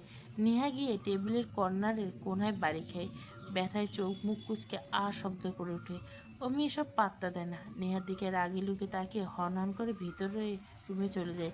নেহা ওখানেই বসে থাকে, নড়ার শক্তিটাও পাচ্ছে না। তনয়া বেগম নেহার দিকে তাকিয়ে পৈশাসিক আনন্দ পায়, হাসতে হাসতে কটাক্ষ করে বলে, বুঝো মজা কেমন লাগে? বেশ হয়েছে, আরও দেওয়া দরকার ছিল। নেহা উচ্ছ্বসিত নয়নে শাশুড়ির দিকে তাকায়। এই মহিলা কোন পাকাধানে মই দিয়েছে নেহা বোঝে না। আজ যে কপালে খাবার জুটবে না ভালো করে জানে নেহা। নেহার গলা দিয়ে নামতো না। মা ছেলের এ আপ্যায়ন পেট এমনিতে ভরে গেছে। পরের দিন দায়ান সকাল সকাল অফিসের জন্য বেরোয়। অফিসের ঝামেলা এখনও সমাধান খুঁজে পায়নি। এই একটু চিন্তায় কনফিডেন্সিয়াল ফাইলগুলো এভাবে চুরি হয়ে গেছে। ফাইলগুলো অফিসের সিক্রেট রুমে রাখা হয়েছিল। ওই রুমের চারিদিকে সিসি ক্যামেরা লাগানো। ক্যামেরা চেক করতে গিয়ে ডায়ান দেখে সব ঠিকঠাক আছে, বাট মাঝখানে কিছু মুহূর্ত ফুটেজ নেই। খুব চতুরভাবে সাথে কাট করা হয়েছে। যে এই কাজটা করেছে মানতে হবে খুব চালাক লোক এবং বুদ্ধিসম্পন্ন, সাহস আছে বলতে হবে। তাহলে এত সিকিউরিটির মধ্যে এরকম একটা কাজ কোনোভাবেই সম্ভব না, তাও আবার এত বড় কোম্পানির ফাইলপত্র। দায়ের নিজের কেবিনে বসে সিসিটিভি ফুটেজ বারবার চেক করতেছিল, যদি কোনো ক্লু পায়। সোহা ঘুমিয়ে উঠে ফ্রেশ হয়ে নিচে চলে যায়, বাগানে গিয়ে গাছে পানি দেয়, একটু পরিচর্যা করে। বেলা হয়ে যাচ্ছে বলে ঘরে ফিরে এসেই রান্নাঘরের দিকে যায়। এখনই রান্না করতে হবে, নয়তো দেরি হয়ে যাবে। উনি আবার তারা অফিসে যাবেন, তাড়াতাড়ি করে কী রান্না করবে ভেবে পায় না। দায়ান তো আবার সকালবেলা তেল জাতীয় খাবার খায় না। অনেক ভাবনা চিন্তা করে ফ্রুট স্যালাড আর জ্যাম পাউরুটি তৈরি করে নিল, এগুলোই দিবে। ডাইনিংয়ে প্লেটে সাজিয়ে দারোয়ানের রুমের দিকে তাকায়। লোকটা এখনও আসছে না কেন? অফিসের সময় তো চলে গেছে। ঘুম কি এখনও ভেঙে নেই, নাকি মনে নেই অফিস যাওয়ার কথা? একটা ভেবে দায়ানের রুমের দিকে এগোয়, দরজার সামনে এসে দাঁড়ায়। ডাকবে কি ডাকবে না দ্বিধায় পড়ে যায়। অনেক ভাবনা চিন্তা করে দরজায় একটা টোকা দেয়। ওপাশ থেকে কোনো প্রতিক্রিয়া পায় না। এইবার একটা গলায় ঢুক গেলে ডাক দেয়, শুনছেন? তাও কোনো সারা শব্দ নেই। আবার ডাকছে, শুনছেন? অফিস যাবে না? টাইম তো চলে এলো। এবার সাহস নিয়ে কাঁপা কাঁপা হাতে দরজা নবটা ঘুরে। দায়ানের রুমে এখনো পর্যন্ত যাওয়া হয়নি। আস্তে আস্তে করে দরজাটা খুলে প্রবেশ করে। রুমে প্রবেশ করতে শরীর থেকে একটা শীতল হাওয়া এসে লাগে, সাথে পারফিউমের তীব্র গন্ধ। রুমের চারদিকটা চোখ বুলে। পুরো রুমে দামি দামি আসবাবপত্র জায়গা করে নিয়েছে। রুমটা অনেক বড়। দেওয়ালে একটা ফ্যামিলি ফটো। দায়ানের এক পাশে একজন পুরুষ, অন্য পাশে একজন সুন্দরী রমণী। পুরুষটির চেহারা আর ডায়ানার চেহারা একই রকম। বুঝে নিল এরাই ডায়ানার বাবা মা। ওদের সম্পর্কে সোহা তেমন কিছু জানে না, শুধু জানে এরা আর পৃথিবীতে নেই। বেড সাইডে টেবিলের উপর একটা ডায়ানের হাস্যোজ্জ্বল ছবি। ছবিতে দেখে সোহা তো পুরোই অবাক। এই লোক হাসতেও জানে। ইস, হাসলে কতই না সুন্দর লাগে গো আমার জামাইটারে। কিন্তু এই বেটায় কেমন গোমরা মুখ করে থাকে। হঠাৎই মনে হলো কি কাজের জন্য সোয়া রুমে এসেছিল। ডায়ানকে আবার খুঁজতে লাগলো, কোথাও নেই। বারান্দায় গেলেও নেই। বাথরুমে গেল, দরজা খোলা। কই গেল লোকটা? চলে যায়নি তো? মনে হয় চলে গেছে ভেবে রুম থেকে বেরিয়ে এসে সোয়া। নিজেকে খুব তুচ্ছ মনে হচ্ছে সোয়ার। একটি বার কি বলে যাওয়া যেত না, স্ত্রী হিসেবে না হোক, একই বাড়িতে থাকতে সেই মানবতার খাতিরে না হয় একটু বলে যেত। খেতে ইচ্ছে করছে না সোয়ার, মনটা বিষে গেছে। তাও জোর করে এক টুকরো জ্যাম পাউরুটি মুখে দিয়ে পানি দিয়ে গিলে উঠে দাঁড়ায়। তখনই কলিং বেলটা বেজে ওঠে। ভয় পেয়ে যায় সোয়া। এই সময় আবার কে এলো? এখন কি কারো আসার কথা? উনি তো বাসায় নেই, কী করবে? দারোয়ান চাচা তো লোকটাকে না চেক করে ঢুকতে দেয়নি। এটা ভেবে দরজার দিকে এগিয়ে যায়। ভয়ে ভয়ে দরজা খুলে সামনে থাকা ব্যক্তিটি কিছু বলার আগে লোকটা, দরজার ওপাশ থেকে ব্যক্তিটির মুখ দেখা যাচ্ছে না বড় একটা বাক্সের কারণে। সোয়া উকি দিয়ে দেখার চেষ্টা করছে কিন্তু ব্যর্থ। ম্যাম, একটু সাইড দেবেন প্লিজ? না মানে দরজার পাশে বাক্সটা রাখতাম, ভেতরে যাওয়ার অনুমতি নেই। আপনি কেডা? আর এখানে কি এর লইগা এই জাদুর বাক্স টাক্স লইয়া আসছেন? সোয়ার এমন ভাষা শুনে লোকটা থতমত খেয়ে যায়। তাও নিজেকে স্বাভাবিক করে বলে, আসলে ম্যাম এটা আপনার পার্সেল, যদি অনুমতি দেন তাহলে রাখি, রেখে কথা বলি। সোয়া লোকটা আগাগোড়া সন্দেহ দৃষ্টিতে তাকে এক পাশে সাইডে হয়ে দাঁড়ায়। লোকটা মাস্ক রেখে এবার সোজা হয়ে দাঁড়ায়। ম্যাম, এটা আপনার পার্সেল, আর এখানে আপনার একটা সিগনেচার লাগবে। একটা খাতা আর কলম শোয়ার দিকে এগিয়ে দিলে। আমার পার্সেল? আমি তো কোনো কিছু অর্ডার দিইনি। সত্যি করে বলেন তো, আপনি কোনো চোর নাকি নাকি মেয়ে ধরা? ভুরু নাচিয়ে লোকটার কাছে জানতে চায়। লোকটা কিছু বলতে মুখ খুলবে তার আগেই আবার বলে, 1 মিনিট, আপনি নিশ্চয় খোঁজ খবর নিয়ে আসছেন তাই না? এই সময় আমি একা বাড়িতে থেকে কেউ নেই, সেই সুযোগে আপনি আমায় কিডন্যাপ করবেন, তারপর আমার জামাইয়ের হাত থেকে টাকা হাতাবেন তাই না? লোকটা এবার মুখের চেহারা ছেড়ে দিয়ে মা কেঁদে বেছি। ম্যাম, আপনি আমায় ভুল বুঝছেন, তেমন কিছু না। এটা মিস্টার শেখ অর্ডার করছেন আর বাড়ির ঠিকানা দিয়ে পার্সেল করছেন। আপনি মিসেস শেখ না? ছোট করে বলে, তাহলে বিশ্বাস না হলে স্যারকে ফোন দিয়ে কনফার্ম করে নেন, তাও গণধোলাই খাওয়ার ব্যবস্থা করিয়ে না। কই থেকে ফোন করব? দায়ানের নাম্বার শোয়ার কাছে থাকলে তো। তাই আর কথা বাড়াল না, চুপচাপ কাগজে সাইন করে দিল। লোকটা যেন হাঁপ ছেড়ে বাঁচলো, এক প্রকার দৌড়ে বেরিয়ে গেল। সব বাক্সটার দিকে তাকে টেনে টুনে ড্রয়িং রুমের সোফায় পাশে রাখলো। নিজে সোফায় বসতে বসতে ভাবতে লাগলো, কি আছে বাক্সে? দায়ান কি পাঠালো? এটার মধ্যে বোমা টোমা পাঠায়নি তো? আবার এমনিতে সোহাকে পছন্দ করে না। এখন তো বাড়িতে কেউ নেই, এটা ফেটে মরে গেলে কীভাবে মরলো কেউ বুঝতে পারবে না। দায়ানের জন্য সুবিধা হবে, বলবে আমি বাড়িতে ছিলাম না, আগুন লেগে পুড়ে মরে গেছে। মোবাইল দেখে অনেক নিউজ, জামাই বউরে পছন্দ না হলে মেরে ফেলে। অনেক ভাবনা চিন্তা করে কিছুটা লাভ হলো। মনটা আঁকুবুকু করে খুলে দেখার জন্য বুকে থুথু দিয়ে কাঁপা কাঁপা হাতে বক্সটা খুলতে লাগলো। বক্স খুলে রং বেরঙের অন্যায় ভরপুর বক্সের ভিতর। সোয়ার হাত আপনা আপনি থেমে গেল। এসব দিয়ে কী করছে লোকটা? পুরো দোকান উঠিয়ে এনেছে। দায়ান অফিসে নিজের কেবিনে বসে মিটিংয়ের জন্য ফাইল তৈরি করছিল। হঠাৎই মনে পড়ে গেল আজ ড্রাইভারকে সোয়ার গ্রামের বাড়িতে পাঠানোর কথা, কাগজপত্র আনার জন্য। এত ঝামেলার মধ্যে ভুলে গেছিল। পরাচর মেয়েটা তো জীবনেও মনে হয় না দায়ানকে মনে করে দিবে। দায়ান ভুলে গেলেই যেন বেঁচে যায়। দায়ান ড্রাইভারকে পাঠায় ড্রাইভার আসলে সব বুঝিয়ে গ্রামে পাঠিয়ে দিবে, আবার নিজের কাজে মন দেয়। সব পুরো ড্রয়িং রুম ছড়িয়ে ফেলেছে ওড়না দিয়ে, পুরো 100টা ওড়না। আল্লাহ, মাথা ঘুরতেছে এগুলো দেখে। লোকটার টাকা মনে হয় বেশি হয়েছে, এমন কাজ কেউ করে? এত ওড়না দেখে সোহার ওড়না পড়ার থেকে মন উঠে যায়। হঠাৎ কালকে ছাদের কথাটা মনে পড়ে যায়। দায়ন বলছে, রুমে যাও, তোমার জন্য আরো 100টা ওড়না এনে দেবো। এই লোক পাগল নাকি? মুখের ভাষা সত্যি করার জন্য সত্যি সত্যি ওড়না এনে হাজির হয়ে যায়। এসব দেখে দায়নের উপর যা রাগ ছিল গলে গেল। আমার কথা ভেবে লোকটা পাগলামি করছে ভাবতেই মনটা আনন্দে নেচে উঠলো। লোকটাকে যতই খারাপ ভাবতে চাই ততবারে প্রমাণ করে দেয় লোকটা ততটা খারাপ না, মনটা ভালো। এখন থেকে লোকটা একটু বেশি বেশি করে যত্ন নিতে হবে, সব দিক খেয়াল রাখতে হবে। সোহাত ও জামাইয়ের মন জয় করার মিশন থেকে শুরু। মিশনে জামাইয়ের মন জয় করা। রাতে না খাওয়ার সকালে নিজের শরীরটা নিয়ে উঠে দাঁড়ানো দায় হয়ে পড়েছে নেহার। একে তো কাল সারাদিনে কাজ করছে, তার উপর তেমন কিছু খাওয়ায়নি, অনেক কষ্টে শরীরটা নিয়ে উঠে দাঁড়ায়। এখন আবার কিছু খেয়ে কাজে লেগে পড়তে হবে, নয়তো আজ মা ছেলে মিলে তাকে মেরেই ফেলবে নেহাকে। রান্নাঘরে একটা বয়ামে মুড়ি রাখা ছিল, খিদের তাড়নে মুড়ি তাড়াতাড়ি নামিয়ে খেতে শুরু করে। শুকনো মুড়ি গলায় গিয়ে আটকে যায়, খুব খুব করে কেসে ওঠে। তাড়াতাড়ি পানি ঢালতে গিয়ে স্টিলের গ্লাস মেঝেতে পড়ে, মেঝেতে ঝনঝন শব্দে গড়িয়ে পড়ে। নেহা আটকে ওঠে, ভয়ে ভয়ে রান্নাঘরে বাইরে তাকায় কেউ জেগে আছে কিনা। বাইরে কাউকে দেখতে না পেয়ে হাঁপ ছেড়ে বাঁচে। গ্লাসটা উঠে আবার ধুয়ে পানি ভরে রেখে দেয়। একটু সময় নিয়ে রান্নাঘরে কাজে লেগে পড়ে, তাড়াতাড়ি রান্না শেষ করতে হবে, নয়তো ঠিক টাইমে খাবার না পেলে আবার শাশুড়ি তুলকালাম বাঁধবে। রান্না শেষ করে আবার কাপড় ধুতে হবে, এক গাদা কাপড় বাথরুমে জমিয়ে রেখেছে। একদিন পর পরই কাপড় ধুতে দেন, ধোয়া কাপড় আবার ধুতে দেন। মানুষ যখন দেওয়ালে পিঠ ঠেকে যায় তখন সে ঘুরে দাঁড়ানোর একটা শেষ চেষ্টা করে, সব সময় নিজ জায়গা দিয়ে পানি।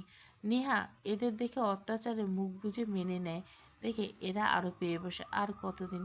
সময় মানুষের আওতায় থাকে না, একদিন সময়ের চাকা ঘুরে নেহাও সময় আসবে, শুধু সেই দিনটার অপেক্ষা। বিকেলের মধ্যে সোহার সকল কাগজপত্র ড্রাইভার নিয়ে আসে সোহার গ্রাম থেকে, সব কিছু দায়ানের কাছে বুঝিয়ে দেয়। দায়ান আজ বিকেল 5টার মধ্যে সকল কাজ শেষ করে। তেমন কোনো কাজ ছিল না, শুধু একটা মিটিং ছিল আর অফিসের ঝামেলা নিয়ে তদন্ত চলছে। রুশ এখনো জানায় তেমন কিছু জানে না, দায়ান জানায়নি। এতদিন অন্য একটা প্রজেক্টের দায়িত্ব ছিল রুশ, তাই এই বিষয়ে টেনশনে ফেলে দিতে চায়নি। গাড়ির চাবিটা থেকে বেরিয়ে পরে বাড়ির উদ্দেশ্যে, মাথাটা খুব ভার হয়ে আসছে। বাড়ি গিয়ে লম্বা একটা শাওয়ার নিতে হবে, কফি খেতে হবে। আজ বাড়িতে এসে নিজের চাবি দিয়ে লক খুলে ভিতরে ঢুকলো না, কলিং বেল বাজালো। কলিং বেল বাজতে দেরি, দরজা খুলতে দেরি হয়নি এত তাড়াতাড়ি দরজা খোলে দায়ান কিছুটা ভড়কে গেল। মনে হয় দায়ানের বেল বাজানোর অপেক্ষাতে ছিল দরজা খোলার জন্য। সত্যি তাই গাড়ির আওয়াজ শুনে বারান্দায় গেছিল সোয়া, দেখার জন্য কে এসেছে। যখন দেখলো দায়ান এসে তখনই দরজার পাশে এসে দাঁড়িয়েছিল দরজা খোলার জন্য। দায়ান নিজেকে স্বাভাবিক করে সোয়ার হাতে তার কাগজপত্রগুলো এগিয়ে দেয় আর বলে, কাল রেডি থেকো, ভার্সিটিতে নিয়ে যাব বলে হাঁটা দেয়। আর একটা কথা, 1 কাপ কফি দিতে পারবে? দায়ানের কণ্ঠটা কেমন শোনায়।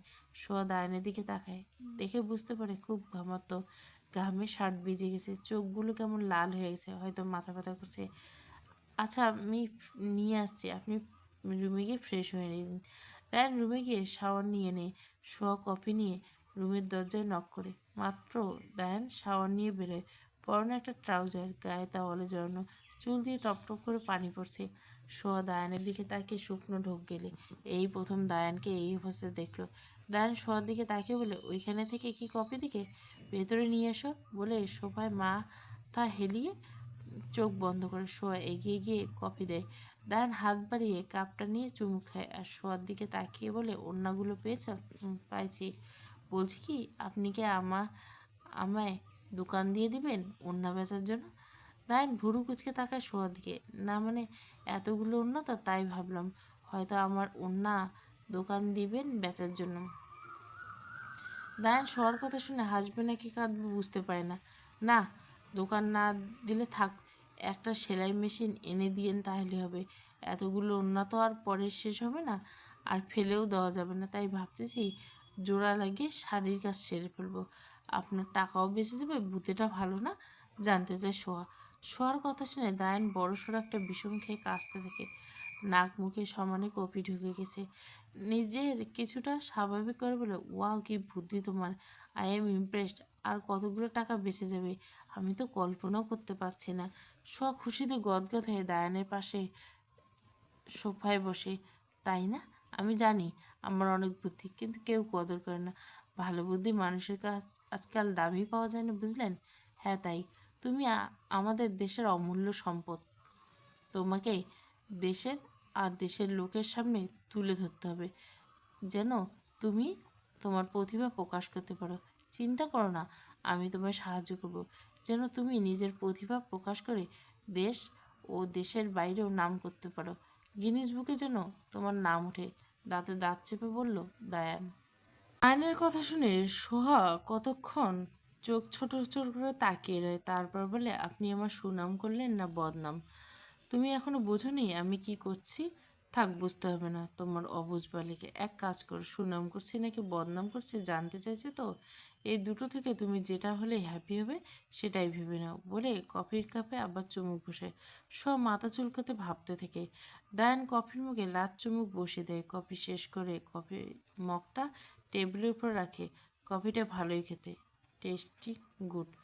সোহা দায়ানের দিকে তাকিয়ে বলে, শুনুন না। দায়ান সোহার দিকে চোখ খুলে তাকায়। সোহা দায়ানকে দেখে আঁতকে ওঠে। দায়ানের চোখ মুখ লাল, মনে হচ্ছে মাথা ব্যথাটা আরও বেড়েছে। মাথাটা দিয়ে এখন টপ টপ করে পানি পড়ছে। দায়ান সোহাকে কিছু বলে না দেখে আবার চোখ বন্ধ করে নেয়। সোহা কী করবে ভেবে পায় না। মাথা ব্যথা কষ্ট পাচ্ছে লোকটা। এই লোকটার কষ্ট সোহার সহ্য হয় না। সোহা সোফা থেকে উঠে দাঁড়ায়। আগে মাথাটা মুছে দিতে হবে, কিন্তু টাওয়ালটা দায়ানের পিঠের নিচে কীভাবে নিবে? কোনো কিছু না ভেবে নিজের ওড়না দিয়ে মাথা মুছতে থাকে। খুব যত্ন সহকারে মাথা চুলগুলো মুছে দেয়। দায়ানের মাথার ব্যথাটা অনেক বেড়েছে, চোখ মেলে তাকাতে পারছে না। সোহাজে মাথা মুতে দিতে বুঝতে পারছে না ওড়না থেকে একটা মিষ্টি ঘ্রাণ নাকে এসেছে। কতদিন পর কেউ যত্ন সহকারে মাথাটা মুছে দিচ্ছে দায়ানে। দায়ানের চোখ বন্ধ করে বিষয়টা উপভোগ করতে থাকে। সোহা দায়ানের মাথাটা মুছে ওড়নাটা আবার ভালো করে গায়ে জড়িয়ে নেয়। মাথা ব্যথাটা সারিয়ে দেওয়ার জন্য কিছু করতে হবে। লোকটার কষ্ট একদম সহ্য হচ্ছে না, কান্না পাচ্ছে। শুনছেন, মলমটা কোথায়? দায়ান কিছু বলছে না, তার বলতে ইচ্ছে করছে না, তাই চুপ করে থাকে। সোহা দায়ানের কাছ থেকে কোনো সাড়া না পেয়ে নিজেই খুলতে থাকে। আলমারি, ওয়ার্ডরোব সব জায়গায় খুলতে থাকে। সোহার হাঁটার তালে তালে তার পায়ের নুপুর রিমিক ঝিমিক শব্দ তুলে বাজতে থাকে, যা দায়ানের কানে এসে লাগে। অনেক খোঁজাখুঁজি পর বেড সাইডে টেবিলের উপর গিয়ে দেখতে পায় ওখানেই রাখা আছে। মনে হয় প্রায় লোকটার মাথা ব্যথা হয়। এসব ভাবনায় এখন সময় নেই। তাড়াতাড়ি করে দায়ানের কাছে এসে দায়ান সোফায় হেলান দিয়ে চোখ বুজে আছে। সোয়া দায়ানের পিছন থেকে গিয়ে দাঁড়ায়, তারপর হাতে মলম নিয়ে কপালে লাগিয়ে দেয়। খুব যত্ন সহকারে কপাল মাসাজ করতে থাকে। দায়ান মাথা তুলে শোয়ার দিকে একবার তাকায়, আবার চোখ বন্ধ করে নেয়। কতক্ষণ দায়ানের কপালে মাসাজ করে দেয়, তারপর আস্তে আস্তে চুলে হাত দেয়, চুলগুলো ধীরে ধীরে টেনে দেয়। শোয়ার নরম তুলতুলে হাতের সেবায় সব ব্যথা যেন ভেনিশ হয়ে যায় দায়ানে। দায়ান চোখ বন্ধ করে উপভোগ করতে থাকে আর সোহার ছায়। সোহা দায়ানের চুলগুলো নিয়ে খেলছে। কি সুন্দর চুল, সিল্কি ঘ্রাণ, আহা, আমি তো কি ভালো লাগতেছে চুল টেনে। বলতে ইচ্ছে করছে, শুনুন না, আজ আপনার মাথার চুল টেনে দেওয়া আর ম্যাসাজ দেওয়ার দায়িত্বটা আমায় দিবেন? আজ থেকে না হয় এই দায়িত্বটা আমি নিলাম। দায়ান সোয়ার হাতের ছোঁয়ায় অন্যরকম একটা সুখ অনুভব করছে। ইচ্ছে করতেছে সারাক্ষণ যেন সোয়া তার মাথায় হাত বুলিয়ে দেয়। মনে মনে আওড়ায় দায়ান, মন্দ লাগছে না। হঠাৎ দায়ানের কিছু একটা মনে পড়ে যায়। তার মাও এভাবে দায়ানের মাথা ব্যথা দূর করে দিত, মাথা মুছে দিত। মাথা ব্যথা হলে মায়ের কাছে ছুটে যেত, গিয়ে সোজা মায়ের কোলের উপর শুয়ে পড়তো। মায়ের মন বুঝে যেত ছেলে কী চায়। খুব ভালোবাসা দিয়ে দায়ানের সব কষ্ট ব্যথা নিমেষে মিশে যেত, আর বলতো, আমি না থাকলে কি হবে বাপ তোর? কে মাথা টেপে দিবে? দায়ান মায়ের কোল থেকে উঠে লাফ দিয়ে বিছানায় বসতো আর বলতো, এসব যদি তুমি একবার বলল, মা তাহলে আমি যেদিকে দু চোখ যায় চলে যাব।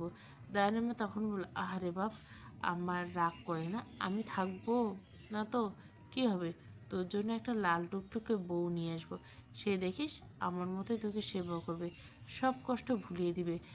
আমরা না এনে দিতে পারলেও সে ঠিক তোর কাছে কোনো না কোনোভাবে আসবে বলে কপালে চুমু এঁকে দিত। দায়ানের অতীত মনে হতে চোখের কোণ জলে ভরে উঠল, চোখ মেলে লাফ দিয়ে উঠল। সোয়া দায়ানের এরকমভাবে উঠে দাঁড়াতে ভয় পেয়ে যায়। অনুমতি না নিয়ে ছোঁয়ায় এই লোক আবার চর মেরে দিবে না তো? আমার বা কী দোষ? এই লোকটার কষ্ট পাওয়ার দেখে যে আর সহ্য হচ্ছে না।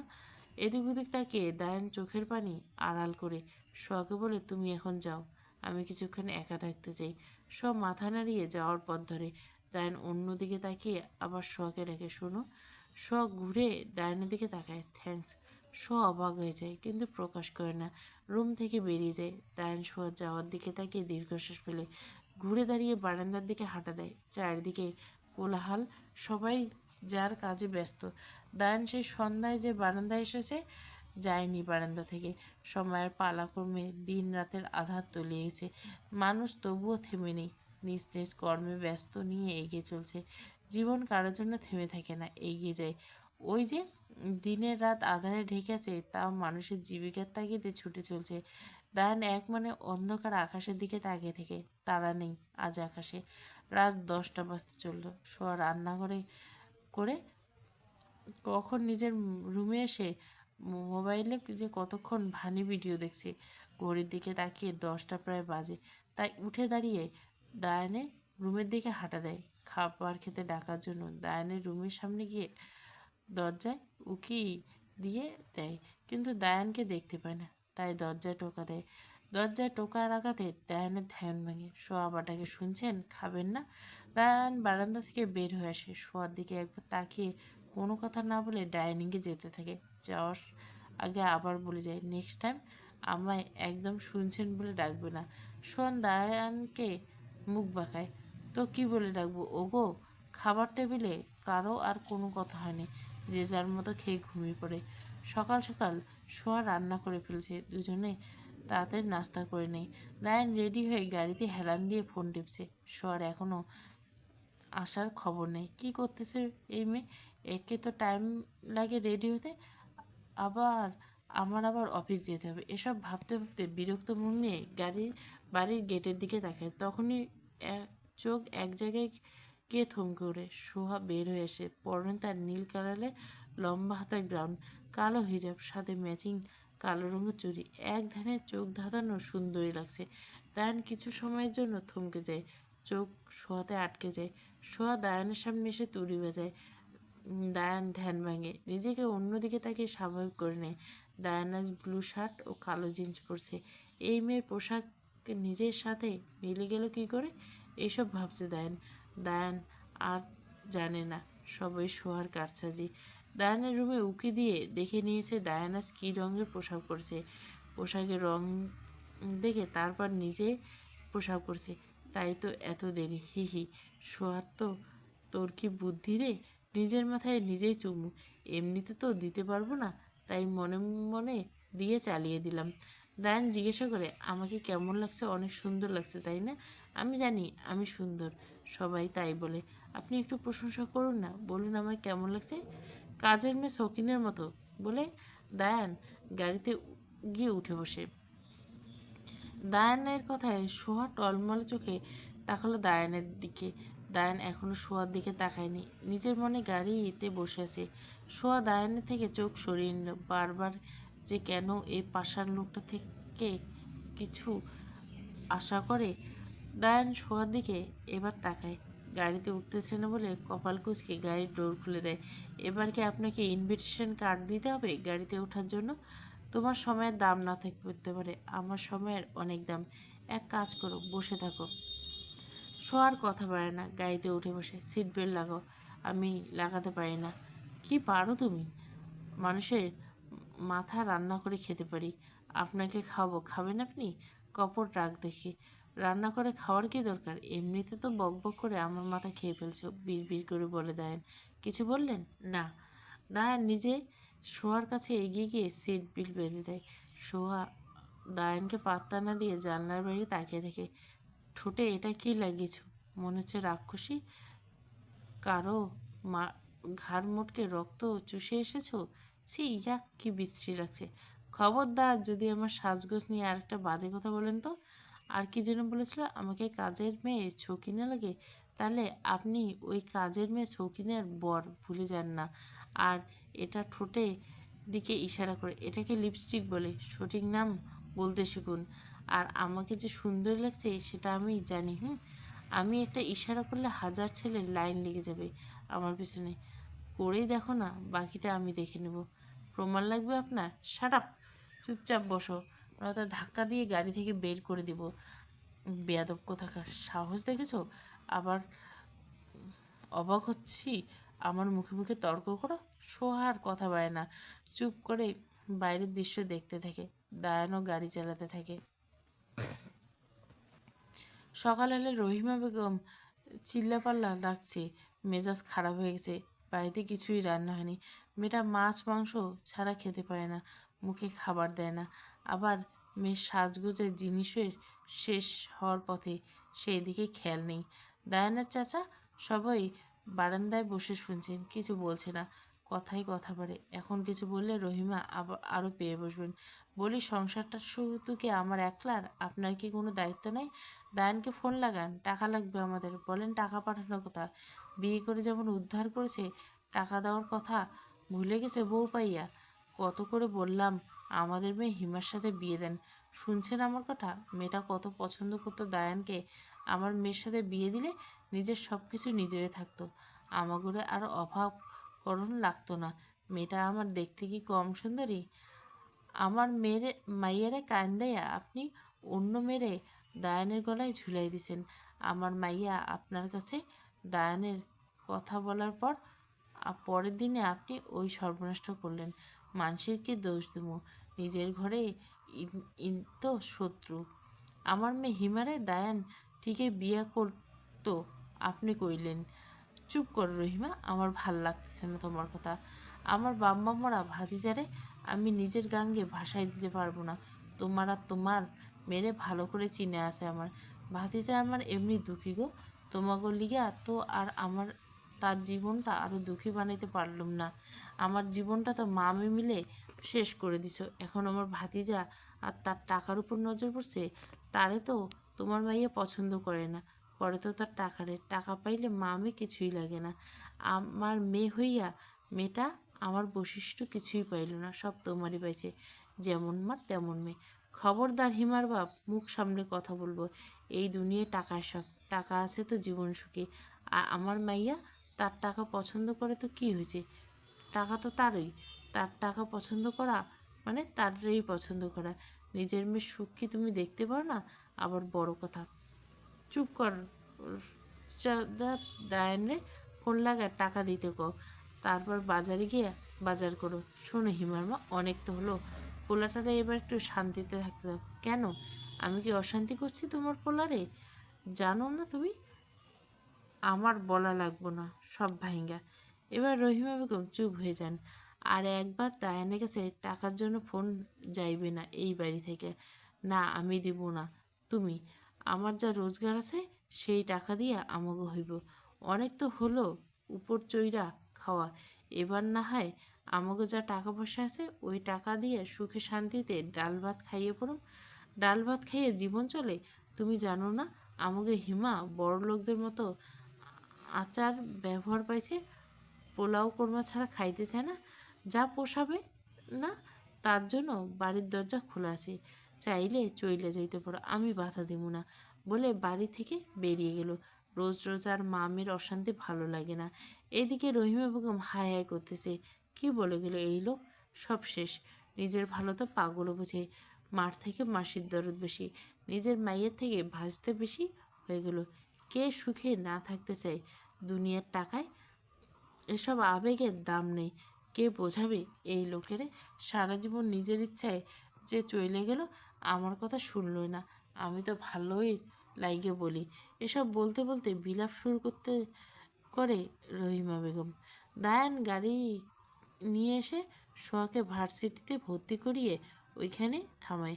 সোয়া এদিকে খেয়াল নেই, সে চারপাশটা দেখতে ব্যস্ত। দায়ান সোয়ার দিকে তাকে বলে, শোনো, যাওয়ার আগে কিছু কথা বলিনি। বলেন। মনোযোগ দিয়ে পড়াশোনা করবে। এটা তোমার গ্রাম না, কোনো বাদরামি করবে না। এখানকার সবাই খুব স্মার্ট, চালচলন ও ব্যবহার অন্যরকম। তাই বলে তোমাকে ওদের মতো হতে হবে না। নিজের শালীনতা বজায় রাখবে, সহজে কাউকে বিশ্বাস করবে না। এদের সবার বাইরেটা যেমন, ভেতরটা ওরকম নাও হতে পারে। আর সবচাইতে বড় কথা, আমি অনেক আশা নিয়ে তোমাকে ভার্সিটি ভর্তি করাতে এসেছি। আমার ফেস লস হয় এমন কোনো কাজ করে না। ছেলেদের সাথে অত মেশার দরকার নেই, আশা করি বুঝতে পারছো। সো এতক্ষণ মনোযোগ দিয়ে দায়ানের সব কথা শুনছিল। জি আচ্ছা, আমি আপনার মান রাখার চেষ্টা করব। গুড। এবার চলো যাওয়া যাক। বলে দায়ান গাড়ি থেকে নেমে ঘুরে এসে শোভার পাশের ডোরটা খুলে দেয়। শোয়া নেমে পড়ে, চারিদিকে ঘুরে ঘুরে দেখছে, পরিবেশটা দেখছে কত সুন্দর। সব কিছু স্বপ্নের মতো লাগছে। বিস্ময়ে মুখ হা হয়ে যায়। নিজের অজান্তে দায়ানের হাত খামচে ধরছে। দায়ান সোহার দিকে একবার নিজের হাতের দিকে তাকায়। এই যে শুনছেন, আমি কি স্বপ্ন দেখছি? আল্লাহ, সব কিছু এত সুন্দর কেন? এটা কি কোনো স্বপ্ন পড়ি? আমার হাতে একটা চিমটি কাটেন। বিহেভ ইয়োরসেলফ সোহা। চুপ করে থাকেন। ওহ, কি সুন্দর জায়গা! পরানটা জুড়ে গেল গো দেখে। এত সুন্দর জায়গায় আপনি আমারে নিয়ে আসছেন। আপনাকে অনেক অনেকগুলো থ্যাঙ্কস। আমার না এখানে নাচতে ইচ্ছে করছে, পাখির মতো উঠতে মন চাচ্ছে। আমি নিজেও জানি না আমার কী করতে ইচ্ছে করছে। কে বানাইছে গো এই ভার্সিটি? তারে দেখতে চাই। সে মনে হয় আমার সুন্দর হবে, তাই না? আমার না এখানে থাকতে ইচ্ছে করছে সব সময়ের জন্য। দেখেন না ব্যবস্থা করতে পারেন কি না। আমি আর আপনার সাথে যাবই না ওইখানে। আমার না এখানে গড়াগড়ি খাইতে মন চাচ্ছে, জায়গাটা খেয়ে ফেলতে মন চাচ্ছে। হ্যাঁ, খাবে তো, কিন্তু ওই জায়গাটা চুপচাপ না গেলে আমার থাপ্পড় খাওয়া। অনেক টেস্টি। টেস্ট করানো লাগবে? এমনটা করেন না, জায়গাটা মানে আমার ভার্সিটিটা অনেক পছন্দ হয়েছে বললাম। বলে আমায় ধন্য করলেন। এই যে শুনেন, দেখেন না কত কত ফুলের গাছ। আমি তো নামও জানি না এগুলোর। কি সুন্দর ফুল ফুটেছে।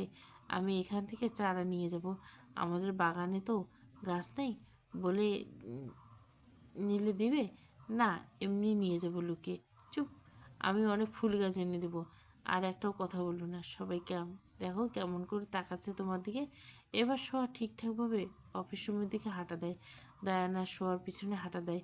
আবার বিড়বিড় করে বলে, কি মেরে বাবা, চুরি করবে সেটা আমাকে বলছে, ভয় করলো না? চুন্নি কাহিকা।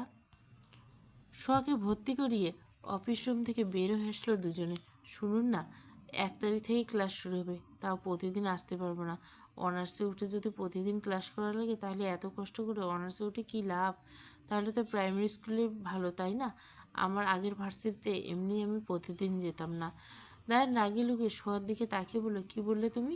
আবার বলো তো, ঠিক শুনতে পাইনি। ঠিক আছে ঠিক আছে, যেহেতু ভার্সিটিতে আমার পছন্দ ছিল, তাহলে 1 সপ্তাহে 4 দিন আসবো, এর বেশি আসতে পারো। ও শিট, আমি তো আসল কথাই ভুলে গেছি। আবার কি ভুলে গেলেন আপনি? তোমার বই বাড়ি থেকে আনার কথা বলতে ভুলে গেছি। তোমার বাবা মা ও তো দিয়ে দিল না বইগুলো, ওনাদের কি মনে নেই? কেন এখন কিনে দিবেন? আপনার টাকায় আবার ছিনিমিনি ছিনিমিনি করে হুদাহুদে কতগুলো টাকা দিয়ে ভর্তি করলেন। আর তাছাড়া বই থাকলে তো দিবে। বই তো আমি কিনিই নি। হোয়াট? বছর অর্ধেক সময় শেষ, এখনও তুমি বই কিনোনি? এক্সাম দিয়েছো কী করে? আপনারে বলবো কেন? যেভাবে ইচ্ছে সেভাবে দিয়েছি, বলা লাগবে না, আমার জানা হয়ে গেছে তুমি কি চিপস আর কি করতে পারো। আজ যাওয়ার সময় তোমার বই খাতা যা প্রয়োজনীয় জিনিস সব নিয়ে যাবে। 12টার সময় মিটিং আছে, তোমাকে এখন আমার সাথে অফিস যেতে হবে। আমার হাতে বেশি সময় নেই। সিট, এখানে 11:30 বেজে গেছে। আর একটা কথা বলবে না, চুপচাপ গাড়িতে উঠে বসো। বলে দায়ান পিছনে শোয়ার দিকে তাকায়। এ কি, এই মেয়ে কোথায় গেল? পিছন থেকে উধাও হয়ে গেল বলে চুল টানতে টানতে এদিক ওদিক তাকায়। এই, এখানে দাঁড়িয়ে আছো কেন? তাড়াতাড়ি গাড়িতে উঠেন, লেট হয়ে যাচ্ছে তো মিটিংয়ে। তার অবাক হয়ে শোয়ার দিকে তাকাতে তাকাতে গাড়িতে এসে বসে। এত অবাক হওয়ার কিছু নেই, পরে তো মিটিং না করতে পারলে আমাকেই দোষ দেন। আর তাছাড়া আপনার ক্ষতি হোক এমন কোনো কাজ আমি করব না। দায়ান এবার কথা বলে না, চুপচাপ গাড়ি চালাতে শুরু করে। নেহা সকল কাজ শেষ করে তারপর সকালের নাস্তা খেয়ে রুমে এসে বসেছে মাত্র। বোনটার সাথে কথা বলতে মন যাচ্ছে, কে জানে কেমন আছে। সারাটা দিন কাজের মধ্যে থাকতে বিধায় কারোর সাথে তেমন যোগাযোগ হয় না। তাই কেমন জড়তা কাজ করছে বোনকে কল দিতে। কি আর করার, বিষয়ে যে বোনের সাথে একসময় বাধাহীন আলাপরিচিতা চলতো ঘন্টার পর ঘন্টা, সে বোনের সাথে কথা বলতে আজ কতটা জড়তা। সময় কি না করতে পারে। নিজের আপন মানুষগুলোকে দূরে নিয়ে যায়, চাইলে দেখা করা যায় না, মন খুলে কথা বলা যায় না। যে মানুষগুলোকে ছাড়া এক মুহূর্ত চলতো না, অথচ ওই মানুষগুলো ছাড়া মাসের পর মাস, বছরের পর বছর কাটিয়ে দেওয়া যায়, চাইলেই দেখা করা যায় না। কথাগুলো কথা বলা যায় না, বুকের ভেতরে পাথর চাপা দিয়ে শক্ত হয়ে থাকতে হয়। দুর্বল হলে চলবে না, এটাই নিয়ম। সেই ছোট্ট বোনটারে কবে যে বড় হয়ে গেল ভাবতে অবাক লাগে। সময় কত দ্রুত চলে যায়। এই তো মনে হয় কিছুদিন আগে শোয়া কোথাও ব্যথা পেলে, কেউ মারলে মায়ের কাছে না গিয়ে দৌড়ে নেহার কাছে ছুটে আসতো। সে কি কান্না! বোনের আদর না খেলে যেমন ব্যথা সারবে না। নেহা একটু আদর করে ব্যথার জায়গায় হাত বুলিয়ে দিলে সব শেষ। একবার তো এমনও হয়েছে, খেলতে গিয়ে খেলার মাঝখানে কথা কাটাকাটি হয়ে নেহা পাশের বাসার এক মেয়ে নেহাকে ধাক্কা মারে। নেহা তাল সামলাতে না পারে পড়ে যায়। সেই জায়গায় পড়ে গিয়ে ওইখানে একটা ইটের টুকরো গেঁথে যায়। ইটের টুকরো লেগে নেহার হাত কেটে যায়। এই কথা শোয়ার কোনোভাবে কারো কাছ থেকে শুনতে পায়। দৌড়ে ওই জায়গায় পৌঁছায়, ওই মেয়ের উপর হামলা করে। সে কি মায়ের কামড়ানো, চুল ধরে টানা, খামচানো, কোনো কিছু বাদ রাখেনি। শখে কত কষ্ট করে ছুটেছিল সেটা নেয়াই জানে। সব কথা শুনতো মা। শখে মারতো, ও গেছিল। তার কথা এক কথা, আমার আপুরে মারবে, কত বড় সাহস, আমার আপুকে মারে, আমি কি চুপ করে বসে থাকবো? বেশ করেছি, মেরেছি, দরকার পড়লে আরও মারবে। যে আমার আপুকে মারবে, আঘাত করবে, তাদেরকে আমি কাউকে ছেড়ে দেবো না, কখনো না, কাউকে না। আগের কথা ভাবতে চোখের কোণে পানি ও মিষ্টি হাসি খেলা করে গেল। বোন যদি এমনভাবে এসব জানতে পারে তাহলে এদের অবস্থা কী করবে ভাবে নেয়া। অনেক ভাবনা চিন্তা করে বোনকে ফোন লাগায়। এমন সময় শাশুড়ির চিৎকার চেঁচামেচি। বলি, সারাদিন ঘরে বসে থাকলে হবে? এতগুলো কাজ আছে, ওগুলো কে করবে? রোদ পড়ে গেলে কি কাপড় ধুয়ে শুকাতে দেবে? সারাদিন শুয়ে বসে থাকার ধান্দা? আমার বাড়িতে এসব চলবে না বলে দিলাম। নেহা আর ফোন দেয় না সোহাকে। ফোন ফোন রেখে কাপড় ধোয়ার জন্য চলে যায়। সময় সুযোগ বুঝে বোনকে ফোন দিবে। এখন দিলে ওই মহিলা দেখতে পাবে, তাহলে আবার ছেলের কাছে নালিশ করবে। অমিটা হয়েছে যেন মায়ের নালিশের অপেক্ষায় থাকে নেহাকে শাস্তি দেওয়ার জন্য। নেহা মনে মনে ঠিক করে নেয়, যে করে হোক ওই মহিলা তাকে নিয়ে এই সমস্যা জেনেই ছাড়বে। কেন এমন করে? কি দোষ? সে তো নিজের সবটুকু দিকে এই পরিবার আর পরিবারের লোকগুলোকে আপন করতে চেয়েছিল, কিন্তু এরা প্রতিনিয়ত নেহাকে ওদের আচরণ দ্বারা মনে করে দেয় নেহা ওদের আপন না। প্রতিনিয়ত নেহার বিরুদ্ধে অমিকে উস্কে দেয় ওই মহিলা। অমি তো একটা কাপুরুষ, যে নিজের মায়ের কথায় ঠিক ভুল বিচার না করে অত্যাচার চালিয়ে যায় বউয়ের উপর। আর এদের বাড়তে দেওয়া যাবে না, এদের অন্যায়ের বিরুদ্ধে প্রতিবাদ করবে। দায়ান অফিস গেটে এসে গাড়ি থামায়। তুমি এসো, আমি গেলাম। কাউকে বললেই আমার কেবিন দেখিয়ে দিবে, ওইখানে গিয়ে বসবা। সোয়াকে কিছু না বলতে দিয়ে দায়ান এক প্রকার দৌড়ে ভেতরে যেতে থাকে। এই মিটিংটা খুবই গুরুত্বপূর্ণ, নয়তো অনেক লস হয়ে যাবে। সোয়া আস্তে আস্তে গাড়ি থেকে নেমে চারিদিকে ঘুরতে থাকে। বাহ, অফিসটাও তো দেখছি হেব্বি জোশ। আরে বাস, এখানেও দেখছি কত ফুলের গাছ। দৌড়ে বাগানে চলে যায় সোয়া। জবা গাছ থেকে জবা ফুল নিয়ে হিজাবের মধ্যে গুজে দিয়ে গুনগুন করে গান গাইতে থাকে। তখনই কারো কর্কশ কণ্ঠস্বর শুনতে পায় পেছন থেকে। এই মেয়েকে তুমি, তোমার তো সাহস কম না, তুমি আমার অফিসে এসে ফুল চুরি করতেছো? অফিসের একজন কর্মচারী। আমি যেই হই না কেন, আপনাকে বলতে যাবো কেন? আর ফুল চুরির কথা কেন বলেন? দরকার পড়লে পুরো অফিস আমি চুরি করব, আপনার কোনো সমস্যা? একেই তো অন্যায় করছেন, তার উপর আবার মুখে মুখে কথা বলছেন। সাহস তো কম না তোমার? হুম, আমার সাহস একটু বেশি। তুমি জানো তোমার সাথে কি হতে পারে? না, জানার প্রয়োজন মনে করছি না। এই, তোমাকে ভিতরে ঢুকতে দিয়েছে কে? মুখে মুখে কথা বলো। তুমি জানো আমি কে? আপনি কে সেটা দিয়ে আমার কি কাজ, সরেন তো সামনে থেকে বলে যাওয়ার জন্য হাঁটা দেয়। এই অফিসের ভিতরের দিকে কই যাও? বসকে দিয়ে এমন ব্যবস্থা করবো, মজা তখন টের পাবে। চেনো না তো আমার বসকে। সোয়া মেয়েটার দিকে আঙুল তাক করে বলে, তোমাদের বসকে আমি ভয় পাই নাকি? আমি তোমার বসেরও বস, বুঝলে? একটু ভাব নিয়ে অফিসের ভিতরে ঢুকে গেল। সোয়া মেয়েটা সোয়া যাওয়ার পরে হাঁ করে তাকিয়ে রইল। কি বললো এই মেয়ে, বসেরও বস? ডায়ান অফিসে ঢুকে সোজা মিটিং রুমে চলে গেছে। দ্রুত ড্রাইভ করে, বেশি টাইম লাগেনি আসতে, তাও 10 মিনিট লেট হয়ে গেল। সবাই ডায়ানের অপেক্ষাতে ছিল। তাছাড়া রুশকে আগেই বলে রেখেছিল দেরি হয়ে যেতে পারে। রুশ যেন সব ঠিকঠাক করে রাখে। ডায়ানের কথা মতো রুশ সব ঠিকঠাক করে রেখেছিল যেন ডায়ান সে মিটিং শুরু করে দেয়। ডায়ান সকলের সাথে কুশল বিনিময় করে মিটিংয়ের কার্যক্রম শুরু করে দেয়। সোয়া অফিসে ঢুকে চারিদিকে চোখ বুলাচ্ছে আর হাঁটছে। অফিসের কর্মচারীদের যে যার মতো কাজ করছে। কেউ সোয়ার দিকে আর চোখে তাকাচ্ছে, অন্যরা তাদের মনোযোগ দিয়ে করছে। তাদের অত খেয়াল নেই। সোয়া ভাবছে কাকে জিজ্ঞেস করবে, ডায়ানের অফিসটা কোনটা। ভাবতে ভাবতে অন্য মনস্ক হয়ে হাঁটতে গিয়ে কারোর সাথে ঠাস করে ধাক্কা খেয়ে নিচে পড়ে গেল। সবাই অবাক হয়ে সোয়ার দিকে আবার সামনে তাকে ব্যক্তিটির দিকে তাকিয়ে রয়েছে। আম্মু গো, টাইটানিক জাহাজের মতো বরফের খণ্ডের সাথে ধাক্কা খেয়ে গেলাম গো। আমার কোমরটা গেল গো। যত সব ঝামেলা সাথে আমারই দেখা হইতে হবে। এখন আমার কি হবে? এই বয়সে আমার কোমরটা ভেঙে গেল। এই ভাঙা কোমর নিয়ে আমি কই যাব? কোন অন্ধায় আমরা ধাক্কা দিল? দিন কানা কোথাকার! দিনের বেলায় চোখ পকেটে নিয়ে হাঁটোস। তুমি হাতটা শুধু বাড়াও। প্রথম পর্ব 5টা পর্ব হবে, তাড়াতাড়ি দিব। আর অসম্ভব ভালোবাসি তোমাকে, ওটাও দিব। আর নির্লজ্জ ভালোবাসা একটা পর্ব দিব।